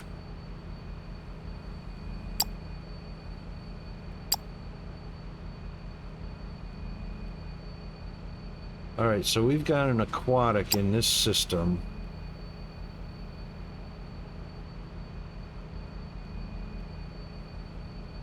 Which that doesn't tell us anything there.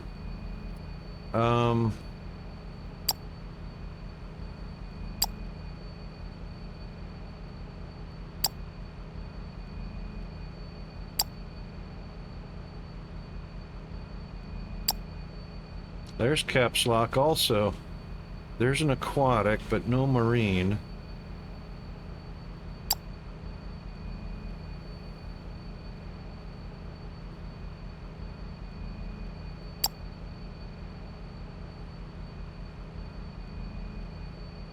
There's an aquatic, but no marine.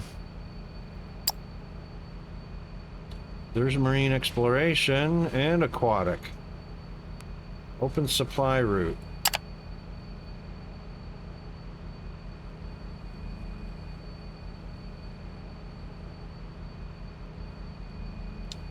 So we can do aquatic hauling bot and marine exploration bots right here. Oh, we could do some heavy transport bots too.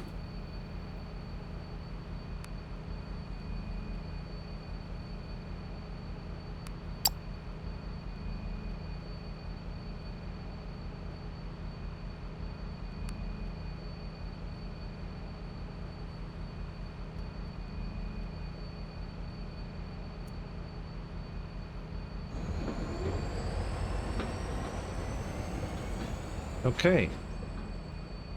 Blerps. Okay, so we can do the marine and the aquatic. So we got factories up to here. That's a planter bot, screeny bot, light bot, something bot, vacuum bot, none selected. That means the rest of these are open.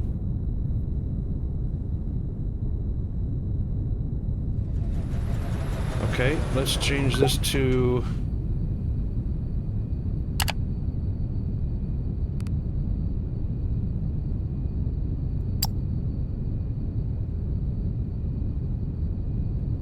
that was a snack bot we looked at. Marine exploration bot.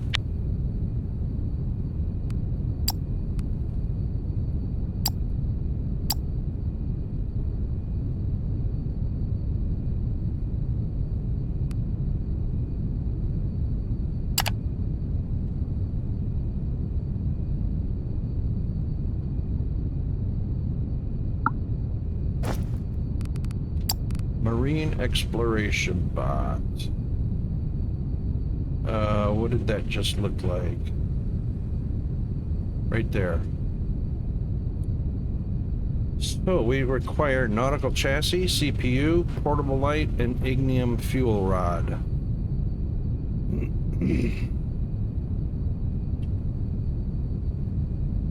I know the portable light's here, CPU is here, nautical chassis and ignium fuel rod. Alright, there's our CPU, there's our lights. Oh, there's our nautical chassis and fuel. Excellent. Is that a nautical chassis?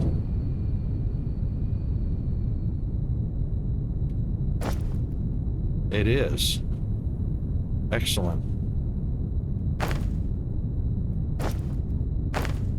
I've got these all shut up to one row. How about that? Okay, anyway, perfect.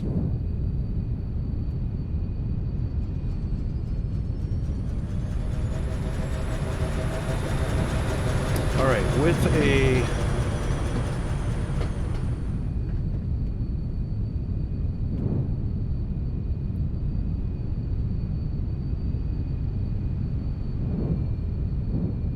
looks like we only need 2 for the CPUs and the lights.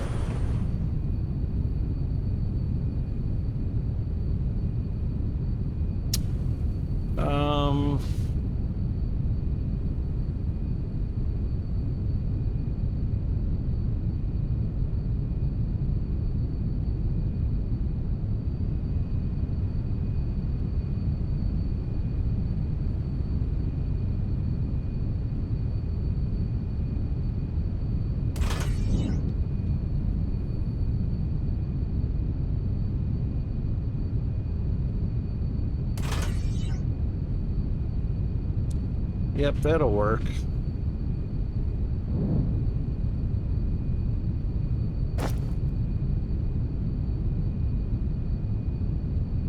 Portable light, ignium fuel rod, CPU national. So only 2 elevators. What do we got? None. We're still using tier 2s, which seems to be plenty of elevator speed.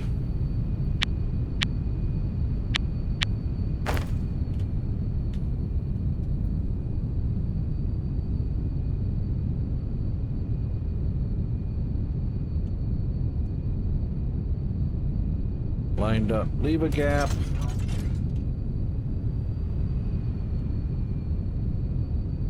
And this one's will be CPUs first.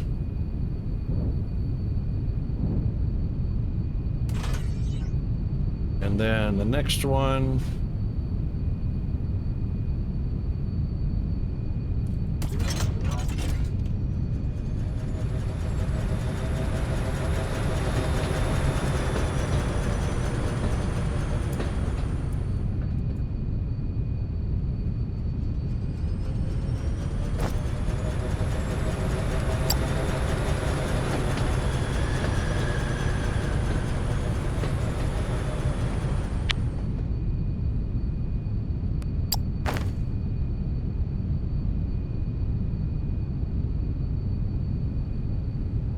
Then lights are on that level. Yep. Plenty of room behind. So we can put, we can actually put belts right up against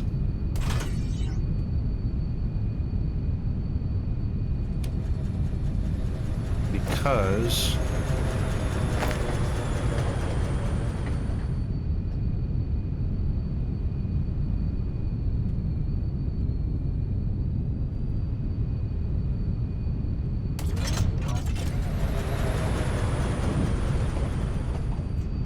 yep, that works. Oh, we got an ad break coming up. Okay. Shortly an ad break. Okay, this is the marine exploration. Yes, indeed.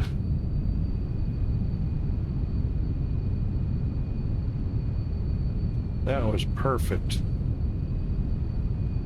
So one there. One there. Oops.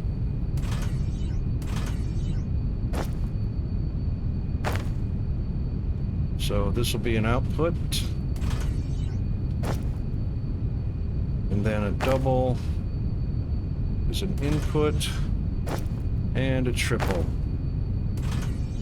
Okay, that's that side. That's 2 on that side.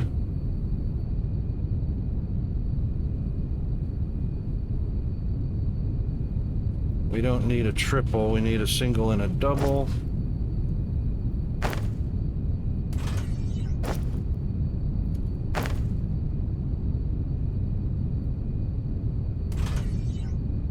That, of course, is on the wrong elevator.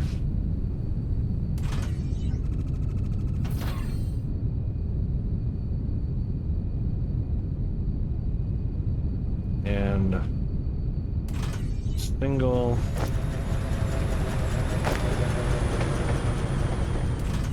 Single and a double.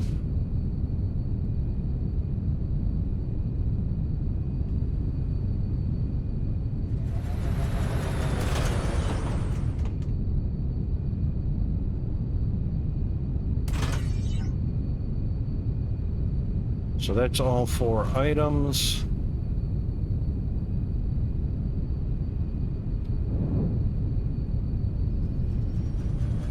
And then, of course, we will need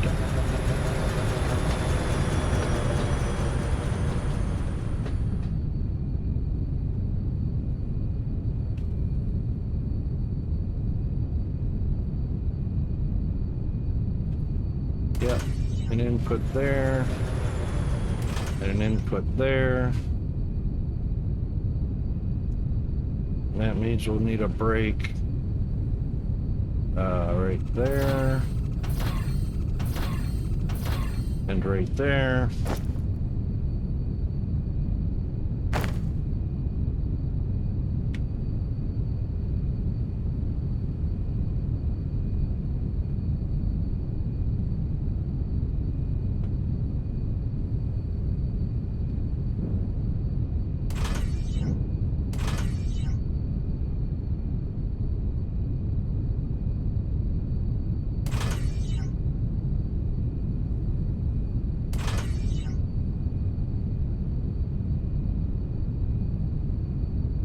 CPUs, lights, excellent.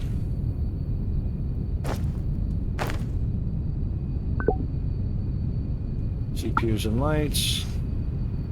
And then these guys need splitter. So we need one there, and one there, and one there, and one there.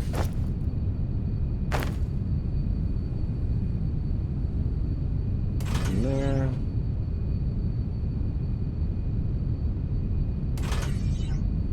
Oops.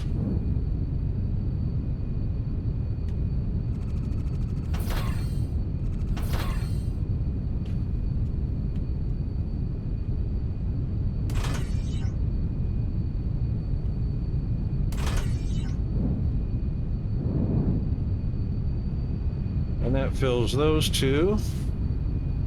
Perfect.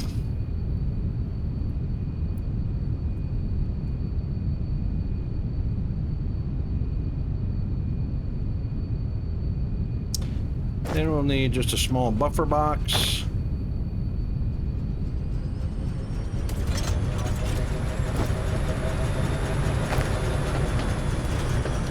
An input.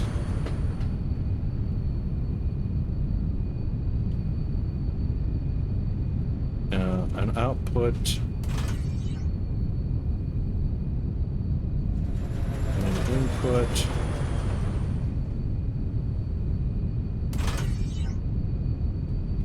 Wrong way.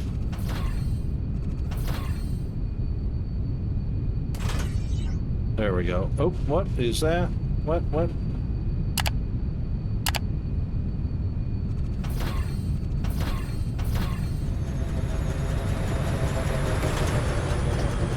There we go.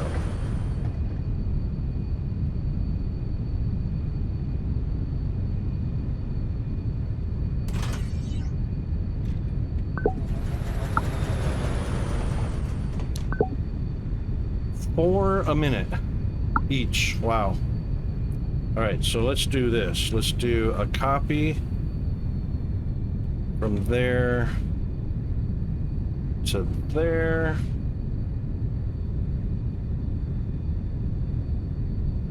And confirm copy.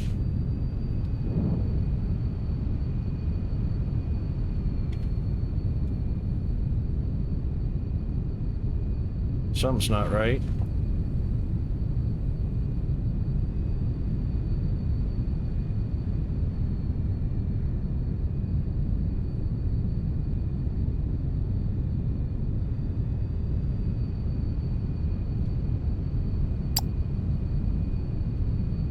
That's still not copying properly.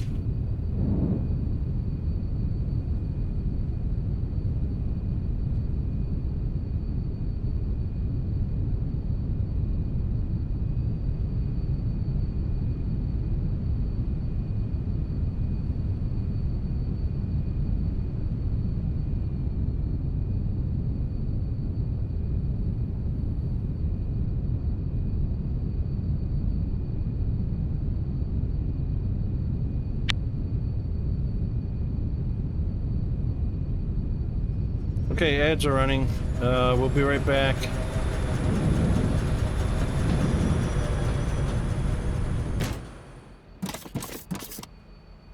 Hang in there. This should be, oh, hang on. Oh my God. I should have snoozed those. We're already in the ads. Damn.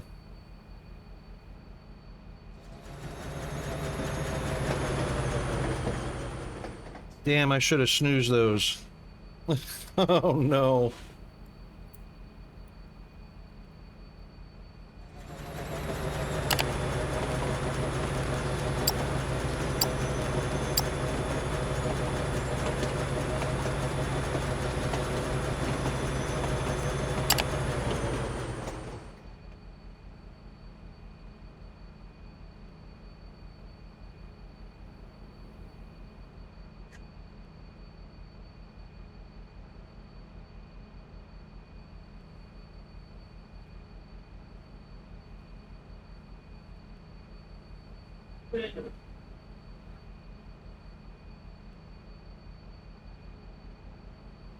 What are you doing? Get in there. Get in there.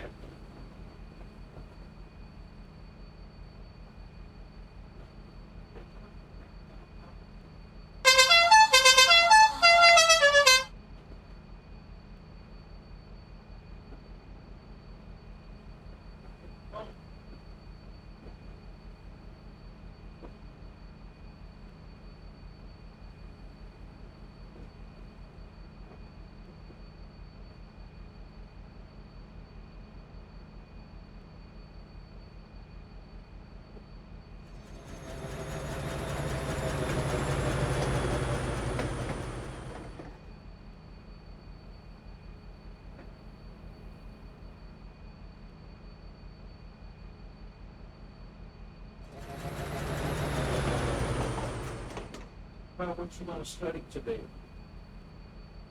What? Then get it ready.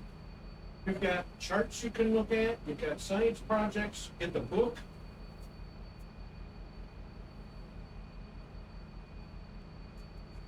Boy. Daggone it. Sorry about that, guys. We had a break. We had a break that ended up being right at the end of stream. And of course, I didn't pay attention.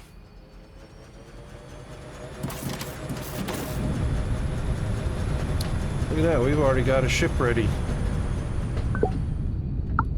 He's gonna be there a while. There's only 4 in there. Let's make some We need circuit boards. Circuit boards we got.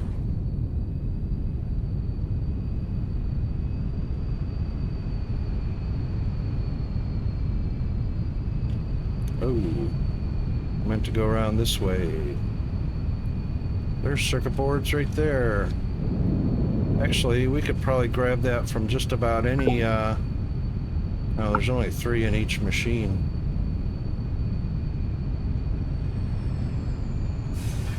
Well, shoot. I should be doing pick box. Oh, hang on.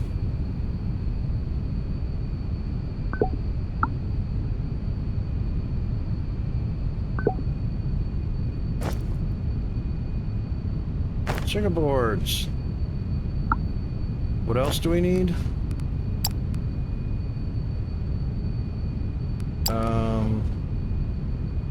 None. All right, so that's 2, 3, 4, 5.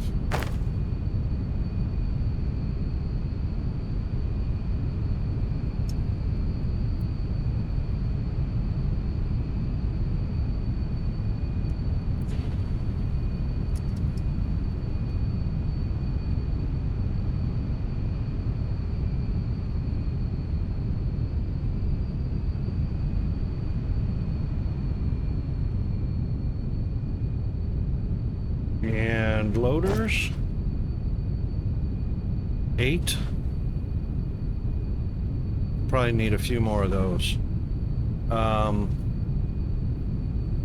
Singles we got 11, so we might as well do 5, 10, 15.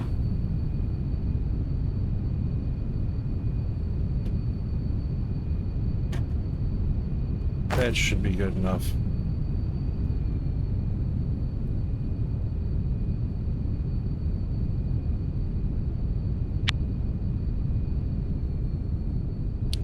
Yep, that worked.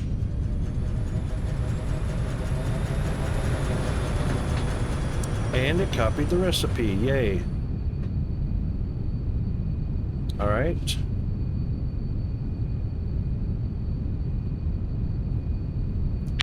Three. 4.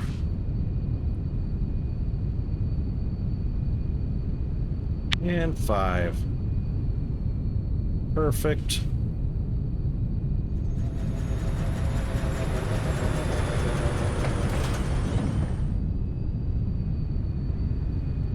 And we will bring one from under there.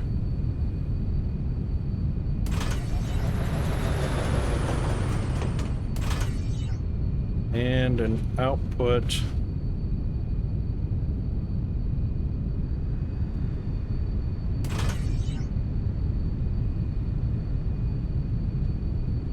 That's 20 a minute.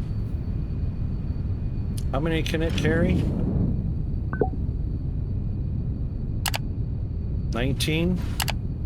That's good enough.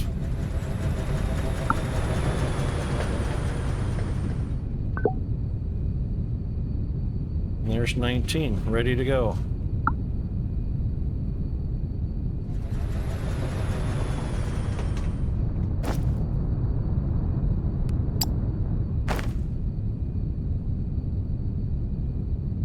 All right, so tomorrow,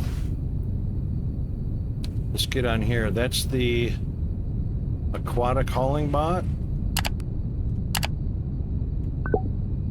Nope, that's the marine exploration. That's our big money ticket.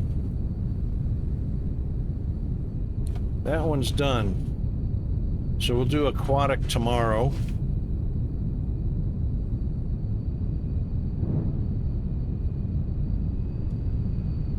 And I'm sure aquatic's going to take all of these. Let's take a look. Aquatic's going to take all of the hydro, aquatic. Yep, same thing. Chassis, CPU, pistons, and energy cells. Let's see if pistons are on. Yep, pistons are on. So everything on this bus line should be the rest of the bots that we can make.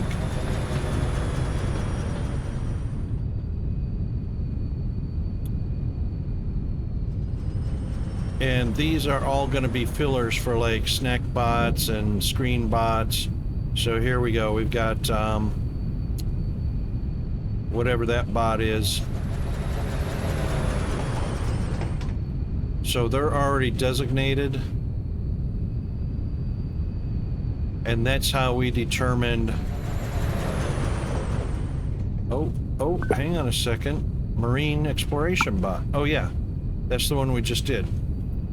So those are all designated, and the rest of these are going to be using the products on this bus line.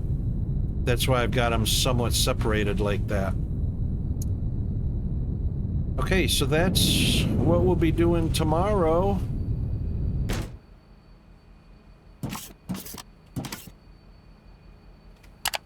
Let's do a save. And head out to the main menu. And see see who we're going to raid today.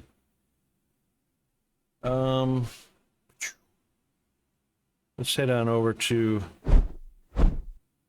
our general chat screen. Beautiful day outside. Look at that. This is a great day for homeschooling science. So we started at about 68, 69 degrees this morning. We're at 81 right now. Clear skies. There's no rain in the area. It's just that awesome. Okay, so let me give you guys some rating tools. Right there. Non-subscribers to the channel can copy that last line with the global Tomb Raider and the global raid bomb. For subscribers, you can use that. And I'm actually going to change one of the highs to a hype.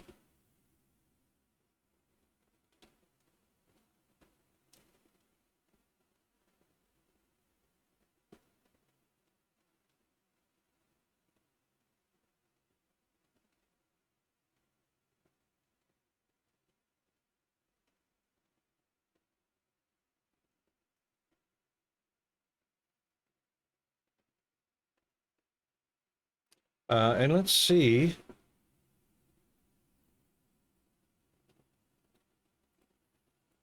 Let's see who's available to raid today. Maybe doing the same thing we are, but let's see who's in our community on and doing what. What do we got? Bean's doing Farm Sim. Hannah's doing Subnautica. Conrad's doing The Last Caretaker. We got some Dead by Daylight from YOLO.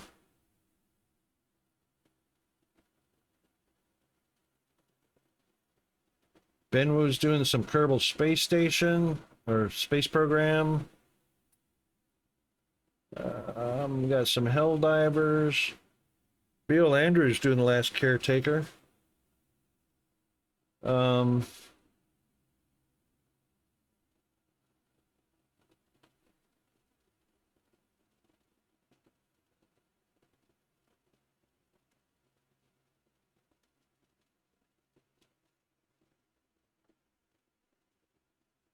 Ark Survival, Stationeers, Microsoft Flight Sim, Slay the Spire.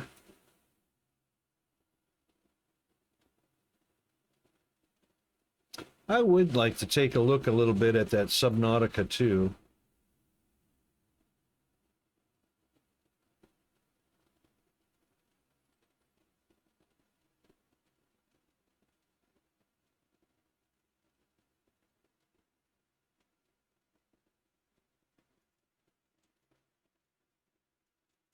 Yeah, we're going to check out some of that to see how we're doing.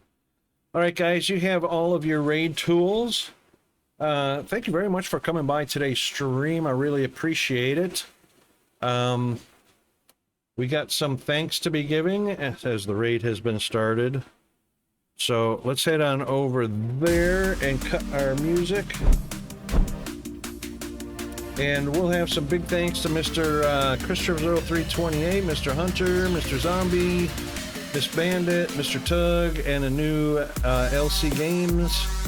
Thank you very much for the follow. Welcome to the community. Thanks to everybody that came by to support the stream. I appreciate it. That takes care of our Moonbase Monday from me, the Rocker Wolf, here in the Rocker Wolf Studios from behind the not-so-golden microphone. And I hope you join me for tomorrow's stream. If not, maybe a little later down the road. All right, our raid is loaded up. Thank you very much. I appreciate everything. Have a great morning, afternoon, evening, or great time zone wherever you're at in the world. See you next time, Mr. Zombie. That's it for me, the Rocket Wolf. I'm out.